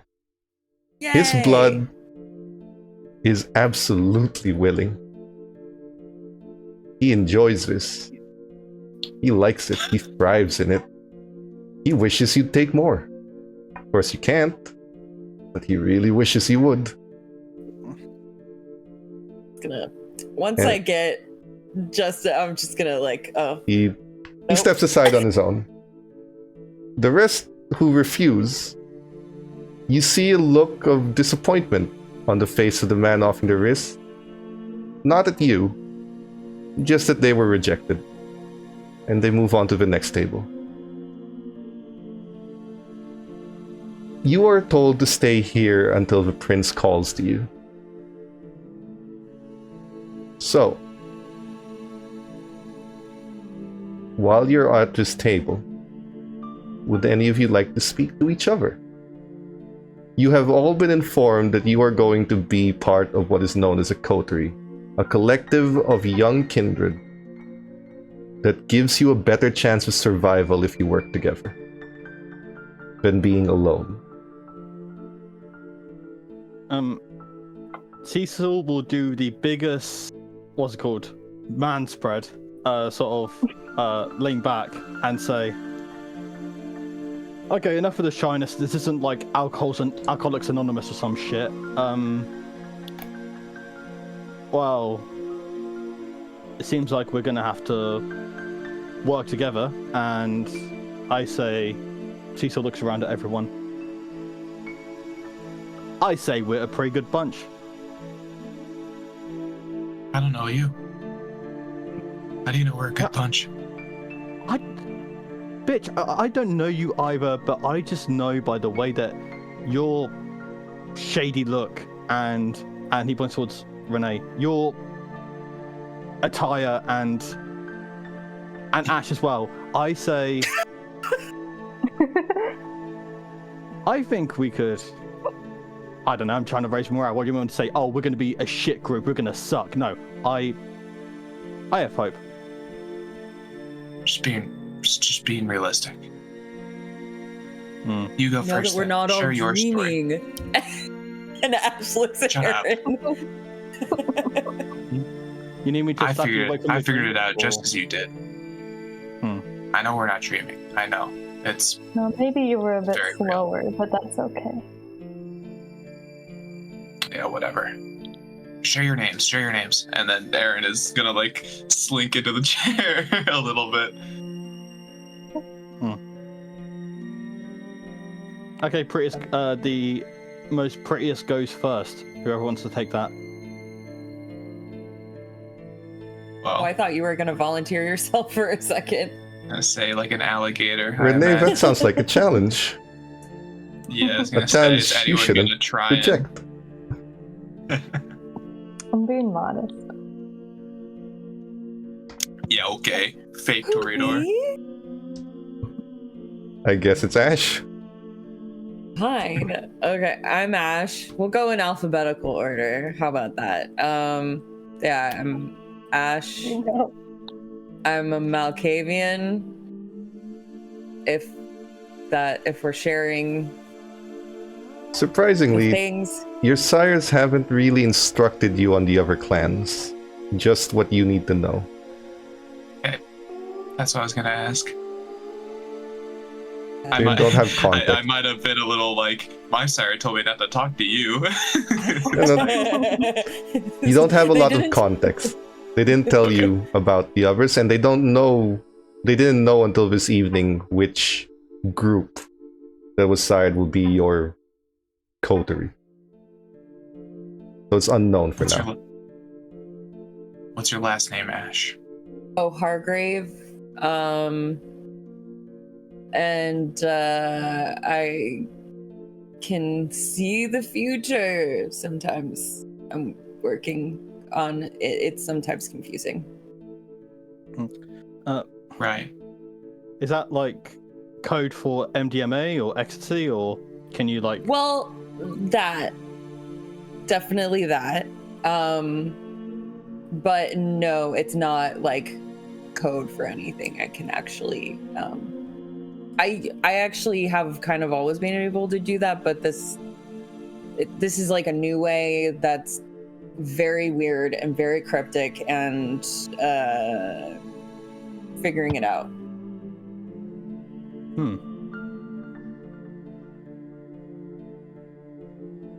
It's just this awkward silence that lingers. Someone else is supposed to continue? Anyone else? Second attractive. Oh, me. Okay. Sure. My name is Cecil. You may have seen me in Chicago, stealing from people. I don't know. I kind of blended in back then, but You know, I may have seen you just on the streets, but I don't know. cruising it was in your- sad, so I just kind of ignored it. yeah, I don't really see you blending in with the common folk that much. But I mean, You can sit up there on your high horse. Anyway, okay, do you guys ever have one of those days where you don't want to wake up, everything is fucked, everything sucks? My job is to break shit.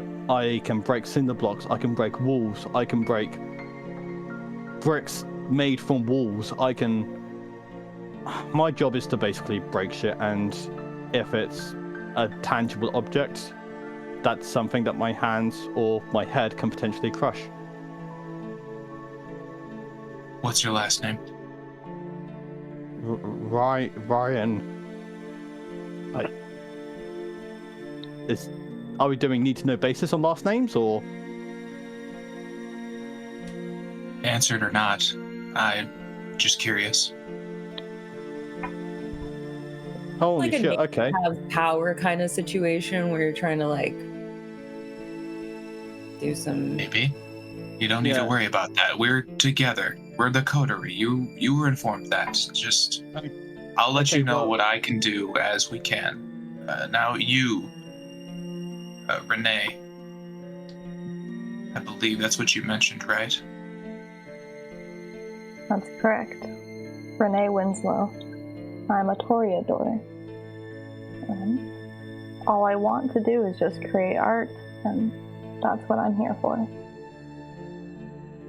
Like paintbrush to canvas art, or are you some kind of serial killer? Mainly paintings, but also I used to do photography. That's an answer. Type of I'm- painting. Oh, there you Like go. abstract realism. More collages, kind of stuff that would get you thinking. Well, I do like thinking. My name is Aaron Strangelove. I'm of Clan Tremere. My strength is thinking. I'm not one to go forward like Mr. Ryan would be, but I am one to maybe plan where he goes. Your last name is Strangelove? Yes, it is. All due respect, how? I don't know. How were you named Ryan? Because I have normal fucking parents. What parents do you have that call you fucking Strangelove? Like, what are they, theater kids? Perhaps I have abnormal parents then. Okay, also, call me Mr. Ryan again and I'll slap that Strangelove right at your mouth. Just call me Cecil, please. Sure, Cecil. Okay. Now that everyone's gotten to know each other. Now that Main we're all event. friends. Now that you're all friends, It's such good friends. the main event begins as a man in a power suit, 3-piece, charcoal gray, custom shoes, walks in, African American with a bald head. He walks in, and standing next to him is that kid, Damien, the sheriff. Damien is carrying what Cecil would probably recognize given where you come from as a Scottish claymore sword. Damien's just walking in carrying it with both hands. When he walks in, the bald man, the entire room goes dead silent. So much that you just get the feeling to follow. Like, this is not a time to talk. And he walks in with a command of the room, a presence unlike any other. Everyone goes quiet. The only thing you hear is the ticking of a clock inside this mausoleum. He stands up front, takes his sword, and just puts it on the ground, both hands on top of the pommel.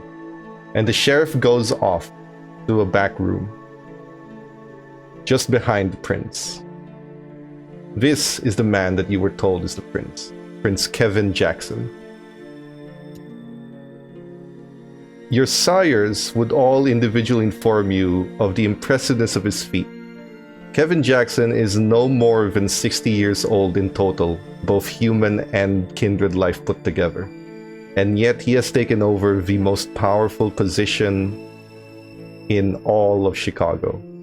And he has gotten rid of the hunters that try to kill your lives. He has dealt with the werewolves, which you would all been instructed, they're known as lupines, who could kill you with a single swipe. He's the reason they're not ravaging you. He's the reason you are still alive. He's the reason there's a relative peace in Chicago, despite his young age. He looks to the crowd and addresses them. My kindred of Chicago. For too long, we had to deal with this anarch presence. In 1944, a group of misguided kindred decided that they didn't want to follow the rules anymore. And so they took it upon themselves to claim 4 measly cities: San Diego, San Francisco, Los Angeles, and Berlin. And then at that year they declared those cities to be the anarch-free states. Anarch-free states. Well, it is my pleasure to present to you my Camarilla, the last of the great anarch barons of Chicago. And you see Damien come back from the door with that kind of long stick with a collar at the end and a chained up kindred. Everyone in the room seems to recognize them, except for the 4 of you. This is the last of the rabble that threatens the peace of our city. It is by my hand that the werewolves, the lupines, are placated. It is by my hand that the hunters are gone. And as of this day, I do declare Chicago to also be an anarch-free state, but not in the way trash like this would want it. Chicago, from this point on, and he draws the claymore, will be anarch-free. And he swings it and beheads the kindred. The swing is excellent. One clean strike, the head comes off. And the body, it rots in an instant. As if all the years that this body is cheated death just catch up to it until it is nothing but a pile of ashes. Everything degrades into nothing. There will be peace in my city. But I did not do this alone. There were those of you who assisted in finding and taking care of the barons. And he sheaths the sword and hands it back to the sheriff. Some of you who assisted requested for territory. A classic power move. Others requested for money. I can respect that. But some of you requested for a time-honored tradition to sire progeny. As such, those who requested for their progeny and their progeny are to stand in front of me right now to be acknowledged by the Camarilla. The sires stand up. They urge you to follow them, and they stand behind you as you are presented in front of all of these kindred, looking at you expectantly. Sires, present your progeny. Starts with Ash's sire, Melody. Ash Hargrave, 12th generation of the clan Malkavian. Aaron Strangelove, 12th generation clan Tremere. Cecil Ryan, 12th generation Bruja. Renee Winslow, 12th generation, and Toreador, of course. You four have been chosen by kindred who have done me a great service. And as part of the reward for that service, I am going to gift you with a haven of your very own. A place, one might say, is important to me. A club. The very club that I took my start in. I came from nothing, and the former Prince Loden, my sire, gave me this club and told me exactly, make something of yourself, or walk in the sun. And that is exactly what I tell the four of you now. Make something of yourself, or walk in the sun. The club has been renovated. All you need to do, give it a name, have a sign prepared, let it run. The club and the surrounding block from this point on shall be considered your domain on loan, until the time that you are released from your sires and can be considered neonates of the Camarilla, my Camarilla. And you will have an opportunity to earn that in the following week. The club has been outfitted with special requests from your sires, things that have been put in. It shall serve as your haven. It shall serve as your sanctuary in the daylight. It shall serve as your base of operations. It will be where you meet. It will be where you feed. It will be where you conduct your business. It shall be your domain. The job to earn this right, to become free and truly your own kindred, is simple. The area surrounding the club has had a spike of anemic cases. Mostly, spikes in anemia indicate a kindred on the loose. I will need you to figure out what's going on and to put a stop to it, because it is, without a doubt, a breach of our masquerade. Find it, solve it before it becomes a problem. The club, your lives, the block, will be your own, and you shall be free from the chains, the leash that you are tied upon with your sire.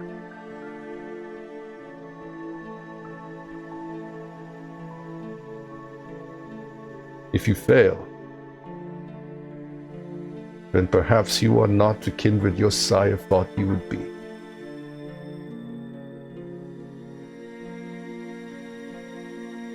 Until then, you may enjoy this Elysium until the clock strikes midnight. Then you will be driving yourselves, or your sires will drive you to the club. At which point, you are to get to work. How you gather the information, how you proceed with this investigation, how you solve the problem. That will be up to you.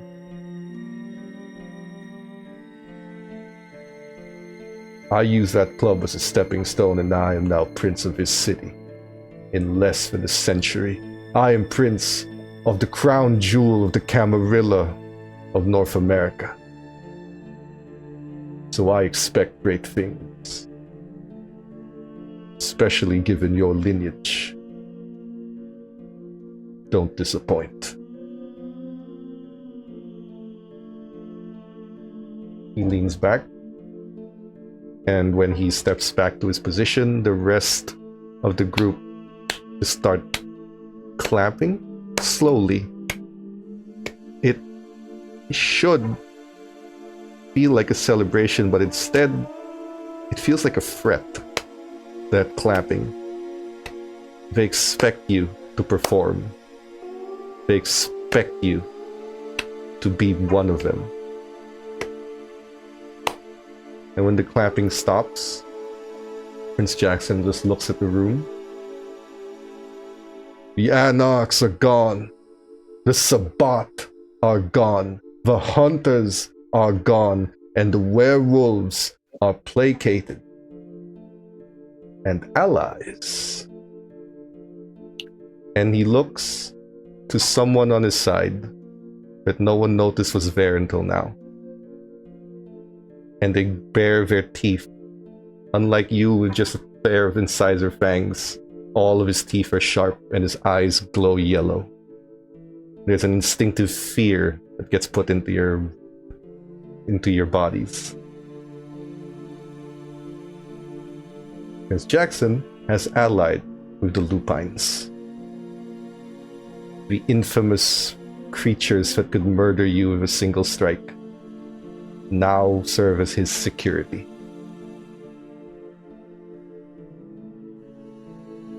Now, enjoy the Elysium and the refreshments before you. Mingle, talk, imbibe in our tradition that I have graciously provided all of you. And he sits down, a seat or a hand on his claymore, as he observes the Elysium, and the four of you, for the first time this evening, are free to roam around and be as you are. Now, as you head back to your seats and perhaps preparing to be part of this endeavor, Renee, you are approached by a kindred you don't recognize, but he is dressed impeccably well. And he looks to you. Renee Winslow, did I hear that correctly? Yes, you did. And who might you be? Well, my name is Parker, but that's not important. What's important is an introduction, not to me, but to a certain group.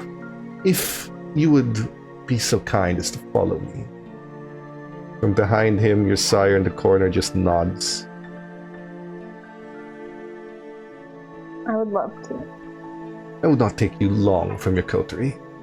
He takes your hand and presents you to a group of well-dressed people of varying clothing.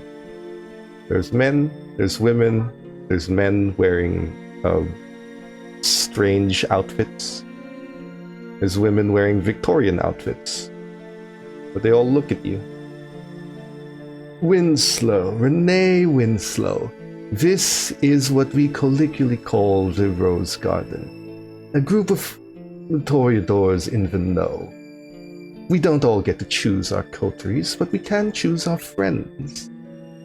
If there's anything to know about anyone, any dirty little secrets, any misbehaviors, naughty things that have been done in the night, we endeavor to know about it. You share with us, we share with you. Interesting, isn't it? They all welcome you with a smile. It doesn't feel as threatening as when you entered the room. It feels like you're one of them. And they acknowledge you're one of them. Why don't you introduce yourselves? Or rather, why doesn't our guest introduce himself?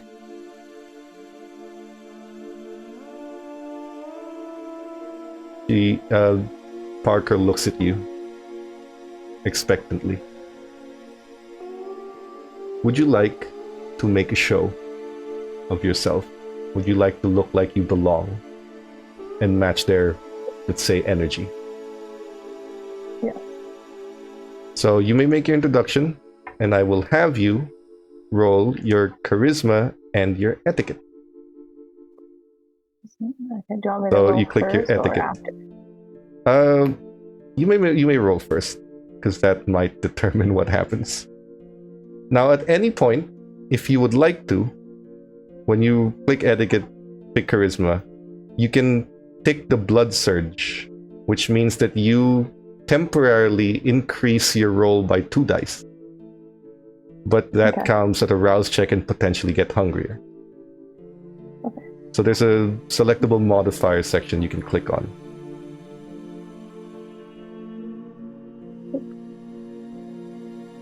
If you'd like to. I did. So, the rouse check has failed you.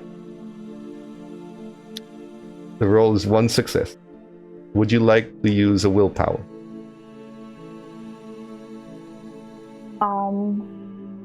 To re-roll 3 dice.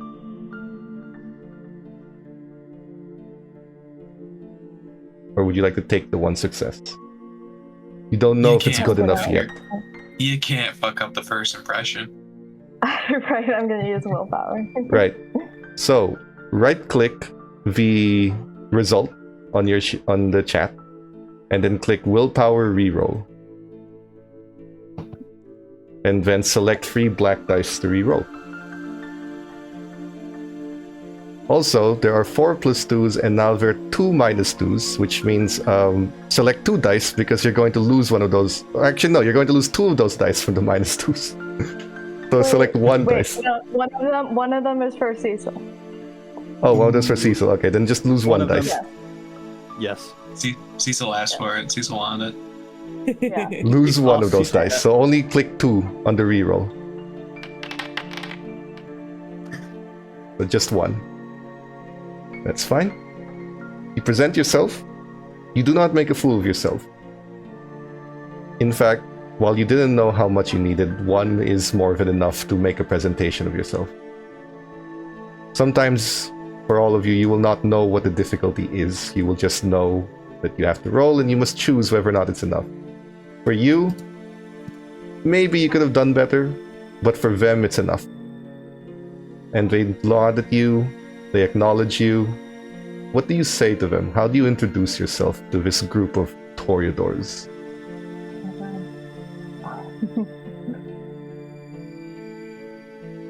Well, it is lovely meeting you all.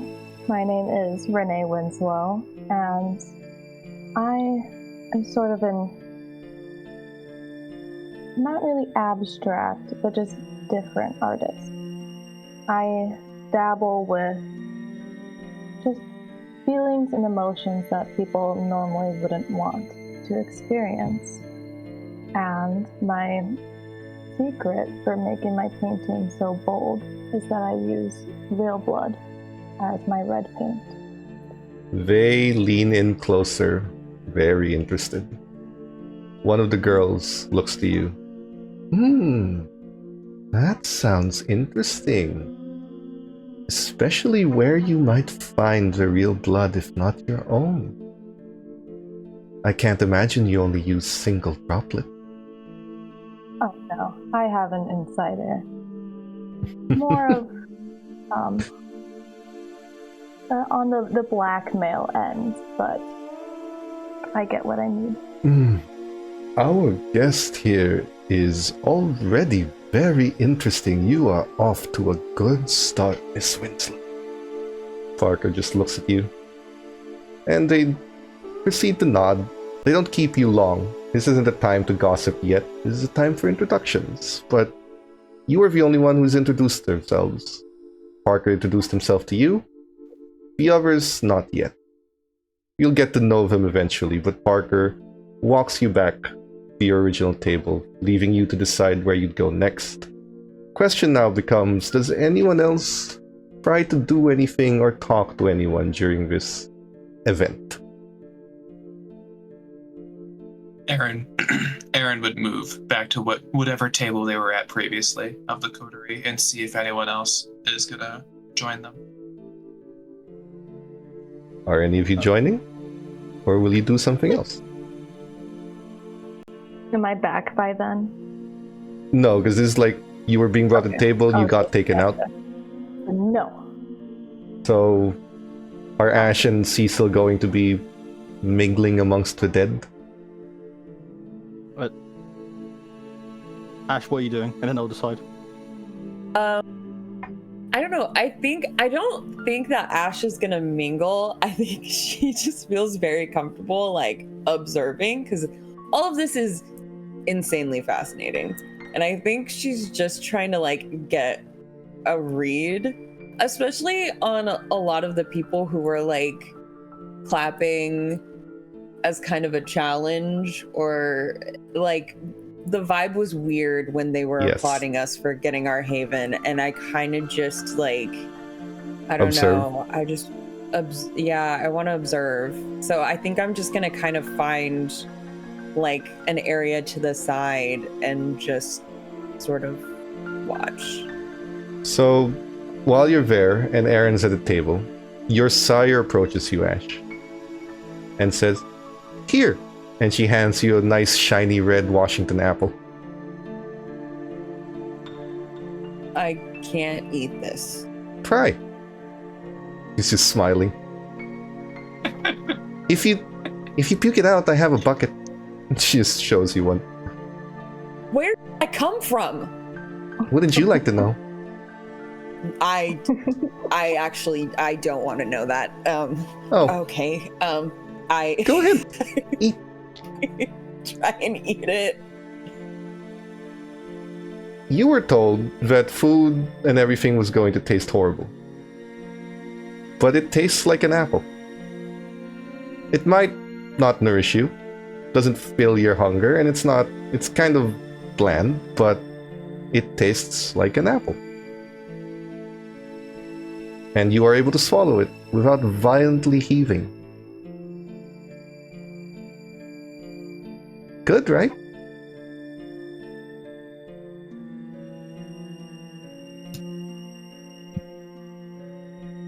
Than any of the other food has smelt.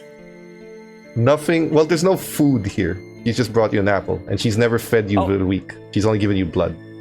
Oh, I haven't smelt any real food No. yet. No. Okay. Yeah, See- it's good. I have this special gift where I can actually eat things and keep them down at least until the sunrise. Then they all come back out in chunks.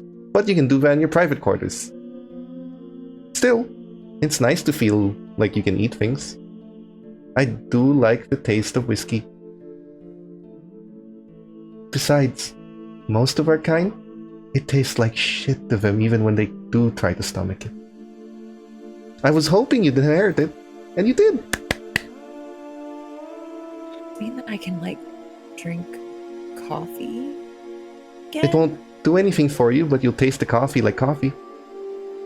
I mean, you'll puke it out before sunrise, so you're gonna want a bucket next to your bed, but you can taste it if you're a fan of taste.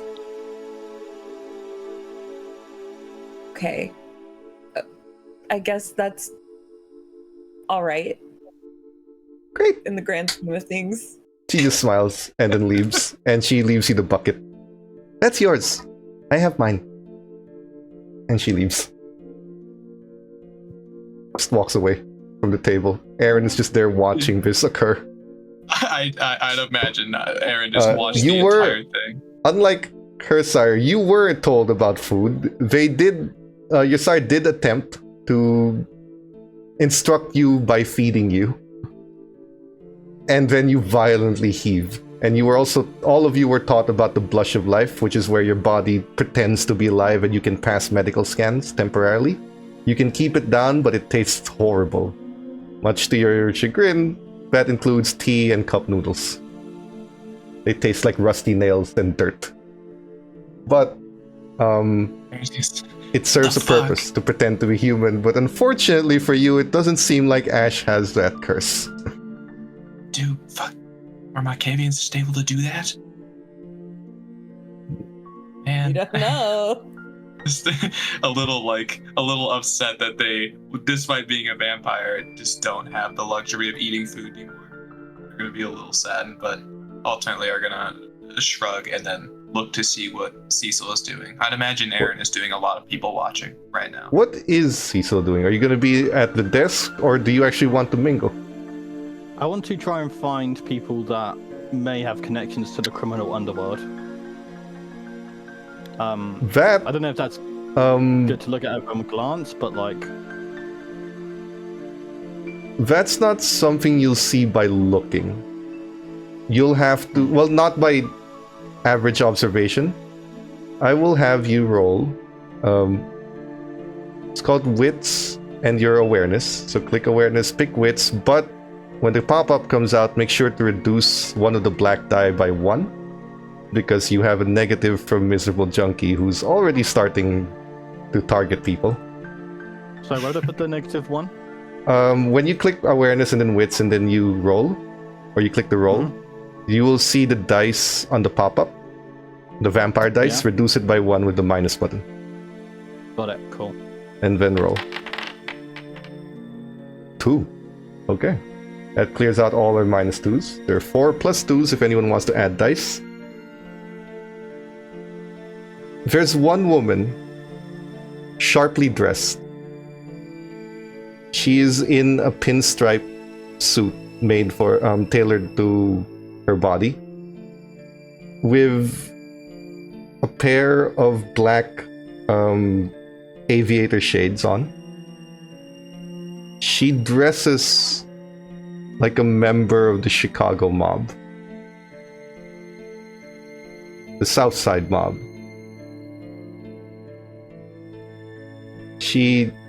You recognize the suit, the pinstripe nature, the slightly navy tone of it. You've seen a lot of the midnight black tone of it. You've seen a lot of them wear that on the streets in your time. You've seen people sell you drugs wearing that on the streets in your time. She looks very important.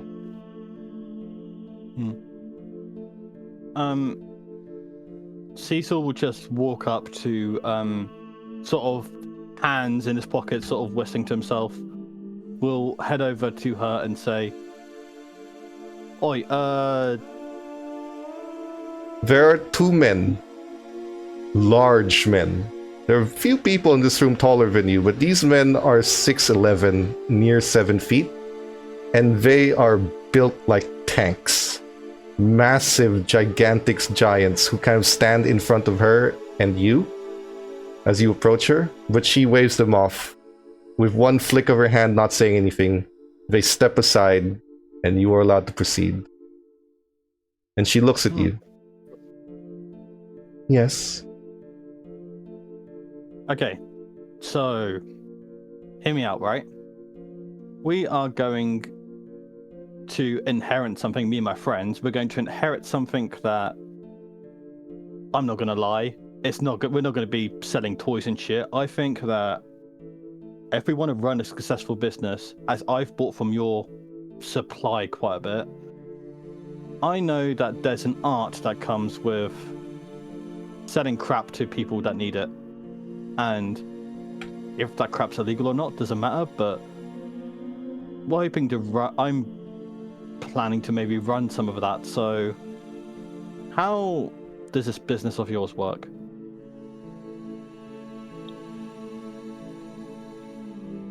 You speak of illicit substances, I assume. No, I'm talking about cough syrup. Yes, I'm talking about the hard stuff. Depending who you ask, cough syrup falls under that. We don't dabble in drugs. My family doesn't dabble in drugs. Drugs is a free trade market.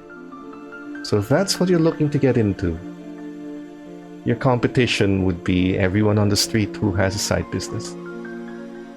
We have worked very hard to ensure that the drug trade in Chicago is not centralized. Not in our best interest to have it centralized, but we don't have any problem with providing assistance to young entrepreneurs who'd like to dabble. Is that something you're interested in? I am ecstatic to get to know it more, because, you know, being a customer for a while, you start to imagine what stuff is like behind closed doors. I have recently been awakened to that, and I feel like I can supply the best quality shit that even the lowest of the low in Chicago would be scraping at my door begging me for one last hit. And I mean, I know that's not your expertise, but I say that we're looking to start a business one way or another, and you can put our trust in us, even if we're kind of new to here. Have you been educated on the matter of boon? Enlighten me. Favors kindred trade amongst each other as currency. One does something for you. At some point in the future, you return the favor. Have you ever watched The Godfather? No, but I've seen The Sopranos. Close enough. The point is, if you want my help, I'm willing to offer you a favor in exchange for a favor I will call upon down the line. Alright. Let's hear it. Hear it. She snaps her fingers. One of the large gentlemen presents on the table a briefcase and opens it with stacks and stacks and stacks of unmarked bills. I trust $300,000 is enough to start your enterprise.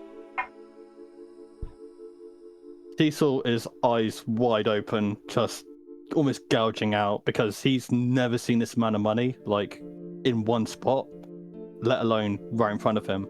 In exchange for a minor boon someday down the line that I might call upon. A favor. A favor for someone of your caliber, rest assured. But a favor nonetheless.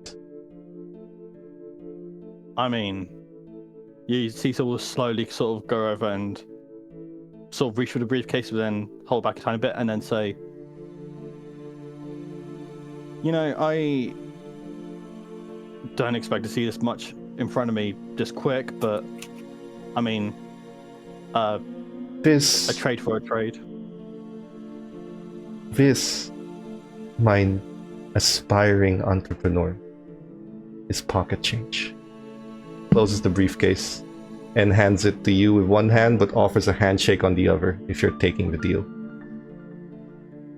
Cecil will dap her up and sort of like clasp and then say, I'm proud to have found my first and most promising business partner.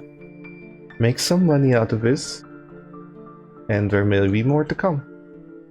She shakes your hand, and one day I may call upon that favor.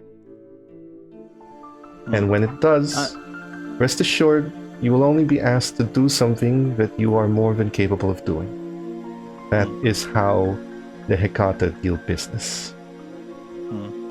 And what should I call you by? Bianca. Bianca. She nods. Even that Bianca name holds Vitali. power. You have heard that name before. She is a shadow figure amongst the underworld, unknown to even the police. But whenever you say that name, or you know that people who say that name on the streets among your circles end up missing. When they say it without permission, even just talking about it, they disappear. But she seems to have given you that permission. Oh, okay. Close to pissing myself. I'm gonna start walking away, but If you could sweat, you probably would be sweating. But that is the woman you just so brazenly approached, not knowing who she actually is. But she seems to have taken a liking to your audacity and has provided you with funds in exchange for a favor. Now, on your sheets, in the which tab is it? The little diamond icon on the left side, you will see your advantages, your backgrounds. There's also a boon section. You will not place any boons you owe there. What will be placed on that sheet are the boons that are owed to you, the favors you can collect upon in the future. So for now, you'll place nothing, but Bianca will have a boon that she can call upon against you at any point that she chooses. In exchange, however, you come back to the table where I've assumed like everyone is gathered at this point. with a large briefcase, a heavy one from the looks of the others. Do you tell anyone what's inside that briefcase? Hold on. Mhm. Aaron probably watched the whole thing happen. Yes. Would they have been close enough to overhear or even Only get if you would anything out of like that to conversation? only if you have heightened senses. They are too far. No. They got to place themselves far from the main crowd. No, I just You I saw Cecil A briefcase stroll up. open, but the backside of the briefcase is the one that you're seeing, so you don't see what's inside of it. You see the briefcase handed over, and a handshake happens. So when you return, Cecil, do you tell everyone what's in the briefcase? Cecil comes back and sort of lowers himself down, takes a second, puts the briefcase forward, and then says, "Guys, I think we're fucking set." Oh? Is there immortality in that box? Without any strings or... What the fuck are you talking about? No, it's money. It's...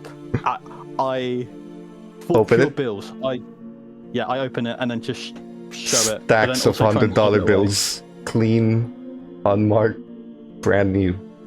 Also, while Cecil's the one who owes the favor, not the coterie, if Cecil is going to use this for the coterie, are you? Or is this for your personal effect? Probably mostly to fund operations in the coterie, but some maybe Some for himself you. after all. Sure. He is a broke bitch, so he will use some of So, I say this because Cecil's offering of a boon has offered your coterie its first dot of resource as a coterie. Merit. Some money. So It's we got only another one dot because it might go away unless some of you can do something to make the club, generate more. But you just got an injection of cash from what the other three can very easily tell is a very dangerous woman.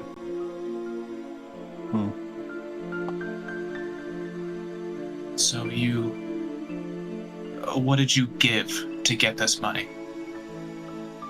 That's not yet to be concerned. I'll be called on a favor eventually, but other than that, I say this is money for us to get started. You... Aaron is gonna, hands on their head, be like, you made a deal with the devil. Your 8th day of being a kindred. Piss on my grave, Strangelove. You know for a fact that we came here to do business, and I did business, so what the fuck are you gonna do? Well, when it's time for you to pay, can't promise that I'll help any. I'm I'll be not on wrapping my own. myself up in it. That is your boot to pay. I'm not involved. Well, you can shiver in your boots as much as you want, but if we're part of this coterie, then we have to stand on business and we have to do our part, and I'm doing my part, so... For now, you had the easy part as a start. Until later, when your debt gets called in.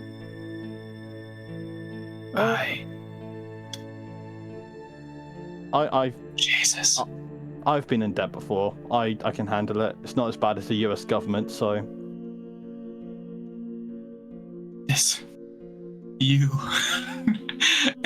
Aaron is speechless. I can't... Wow, okay. Your sires... Don't worry, Yeah, go ahead. Your sires approach you. It's time to go. Introduce you to your new haven and the area in which you will be investigating these anemic cases. We'll be driving you individually to the same place. He just nods at you. So, You guys are once again going on the same ride that you've been brought in. And you will be traveling. Other than Cecil, who is on a literally separate motorcycle, is anyone going to... basically, is anyone going to talk to their sires? Because you share a car with all of them. We're all individual. Yes, individually with your sires, except for, again, Cecil, because Cecil is in a motorcycle, a separate motorcycle at that. Well, where is the briefcase of the money? I assume it's not on my motorcycle, or where is it? It'll be tied to, like, it'll be, you know, probably tied to the side on a hook. Dragging behind it. I imagine it's, I don't know. Or what bike inside, you like, the have. It's container. like a crotch Like rocket. you can probably ditch the briefcase, put it in a sack, and then put it under the seat or in the back container of the motorcycle. Just hold the handle of the briefcase with your mouth, so... if it's a crotch rocket, there's plenty of space between your like sitting area and then like over the gas tank, I'd imagine. No, you're right. I should put it into a bag with like a $sign on it, and then just hold it behind my back. Yeah. Walk through Chicago. So, you guys are Aaron's brought. gonna have a question. Yeah, let's go ahead. What do you decide to ask your sire? Regarding our coterie, I understand we're all individuals, but an action of our coterie reflects on the coterie, correct, Everett? Yes. Very astute. Good observation, but yes. Would a boon that an individual takes of the coterie apply to everyone of the coterie? That depends on the boon that was struck. If it was a boon offered personally, then no. It doesn't matter to the rest of you. If it was a boon on behalf of your coterie, then yes. The same applies to boons offered. If a boon is offered to you as an individual, it is yours alone. If it is offered to your coterie, it is the coterie's boon. I see. That's all I have. I'm wrapping my head around managing a nightclub, is all. I take it one of your own has struck a deal? Yes.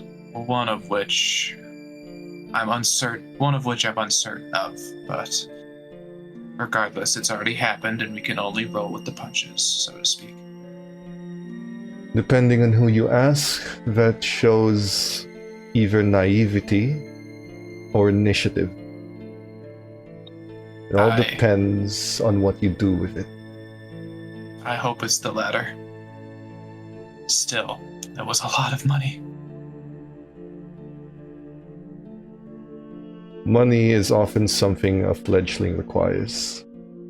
As you grow older, its importance begins to dwindle.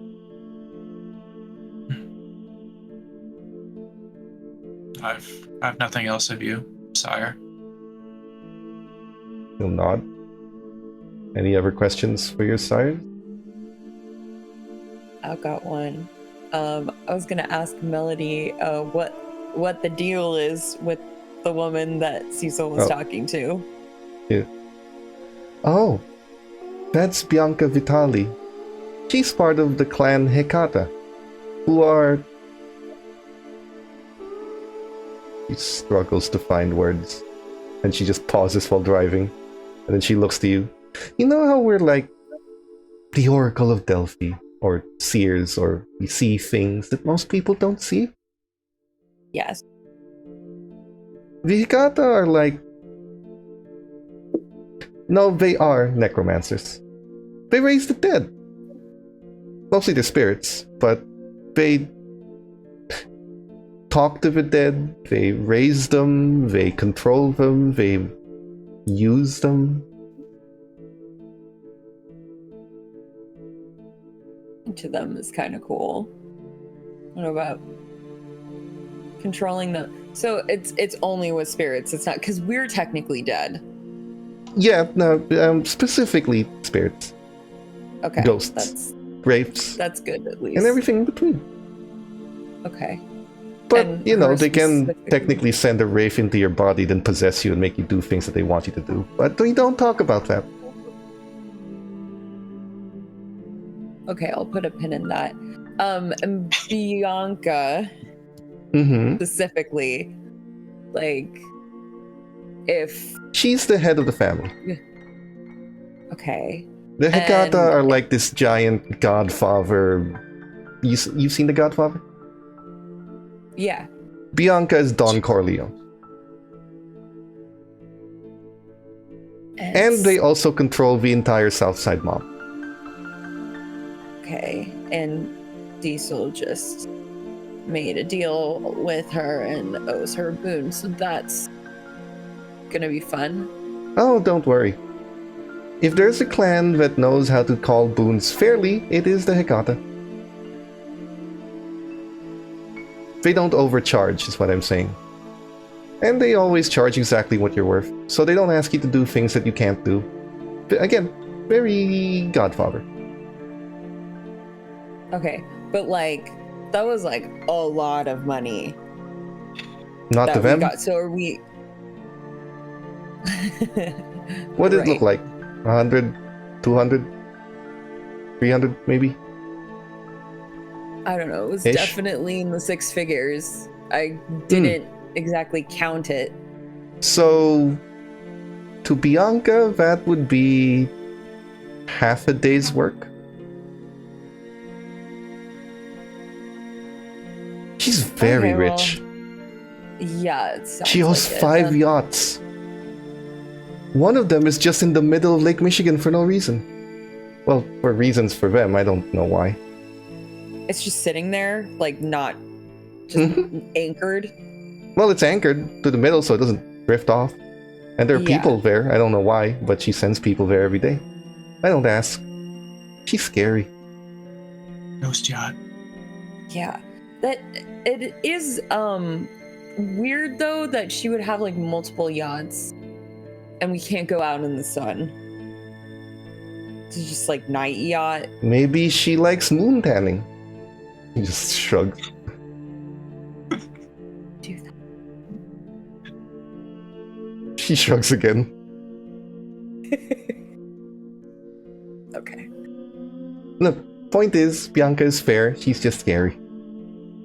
You shouldn't have a worry. There could be worse people you could make boons with. She puts her hand to the side on the stoplight and whispers you could owe the Tremere. Now that would be a horrible thing to do. They're like Oh. loan sharks. And they hold on to it tight, like a noose around your neck. Wary about giving a Tremere my full name. No, don't worry. As long as you haven't given them your blood, you're fine. If a Tremere starts asking for your blood, say no, run away, maybe leave town. Well, don't. Prince Jackson will kill you. But say no. Just say no. Okay. You know what they say to kids. I've never Just say really no been to the good at Tremere. That part. Okay. She just smiles. Like everything she says is making some level of sense to her. But always say no. Unless you really, really need them and you're that desperate. Okay. Cool. So, let's head over to your new club. Which, by the way, Yep. you guys will have to name at some point. All the contractors are ready. And I've prepared some stuff for you guys. All the other sires have. There's a library there. There's like a meth lab. Real Breaking Bad stuff. Oh, Huh, I and wonder who that's for. I am not sure. But I think the club is haunted by a ghost named Dan. Haunted? Last I checked. I did the whole screening thing. I mean, they got to deal with spirits. I can see them. You can see them too. I'm pretty sure it's Yeah. haunted. Yay! Because the place that I last lived in was haunted, and it was really nice. That reminds me. She was really upset when she read your obituary. Also, she got a generous cash donation and a lottery win. You know, just to make sure she's taken care of. I figured you might want her to be comfortable. Well, yeah, I mean, she's got like literally no one and she's so old. Hey, if you want to watch over her, you can. You're not allowed to interact with them, but that doesn't mean you can't stay across the street and make sure they're okay. Just don't be seen. Plus now she has like all the money in the world. She can retire. Well, that's really nice. Thanks for doing that. Of course.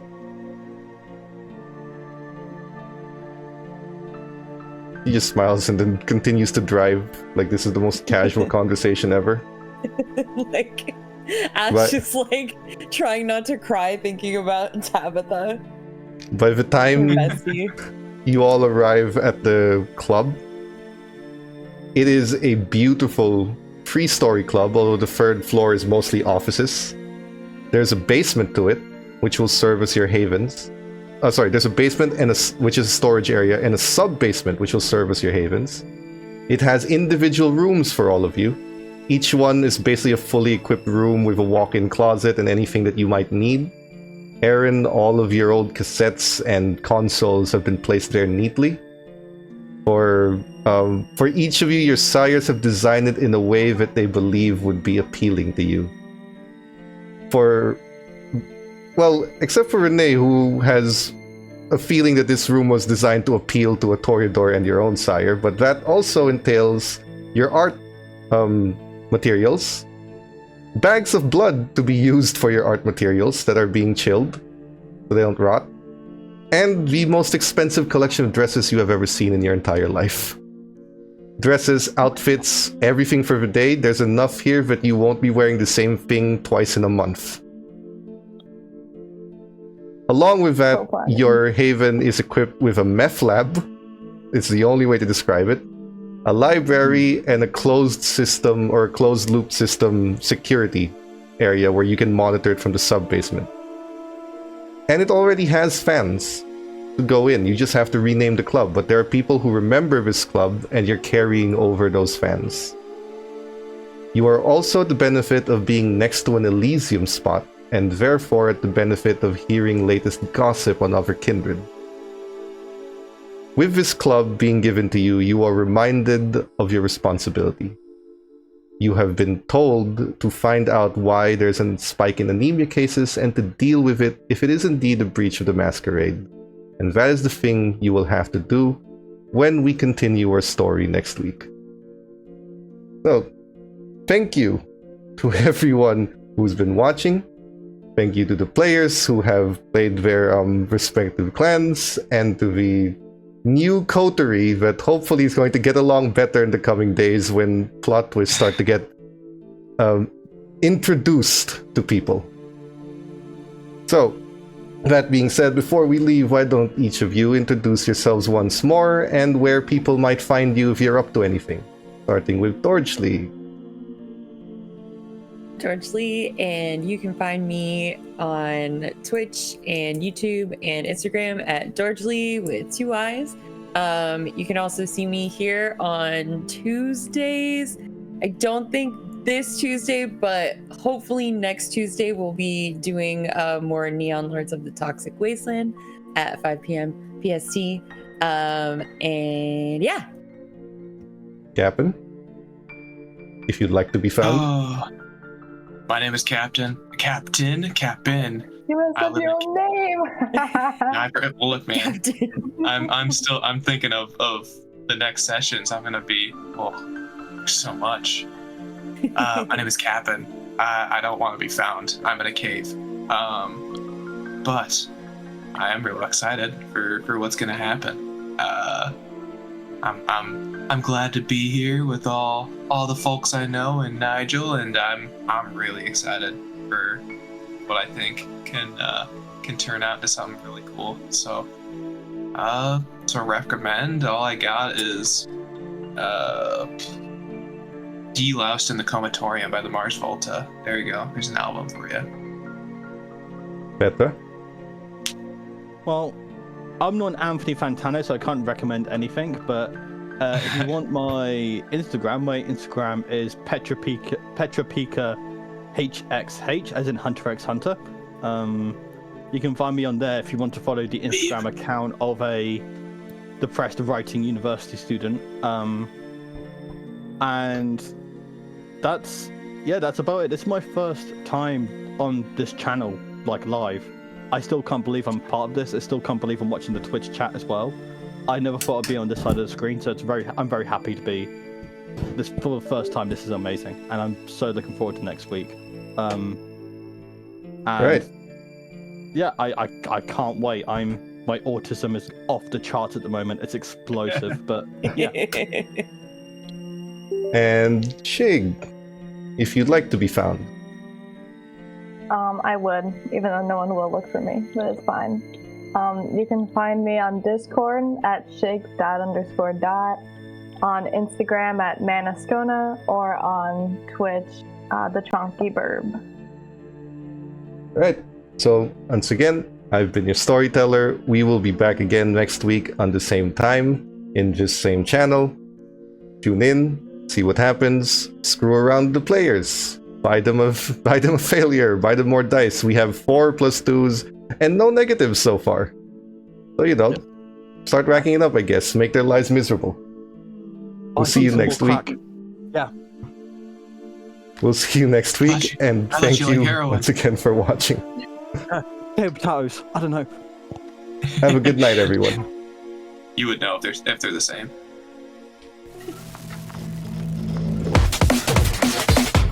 Cybernation Uncensored.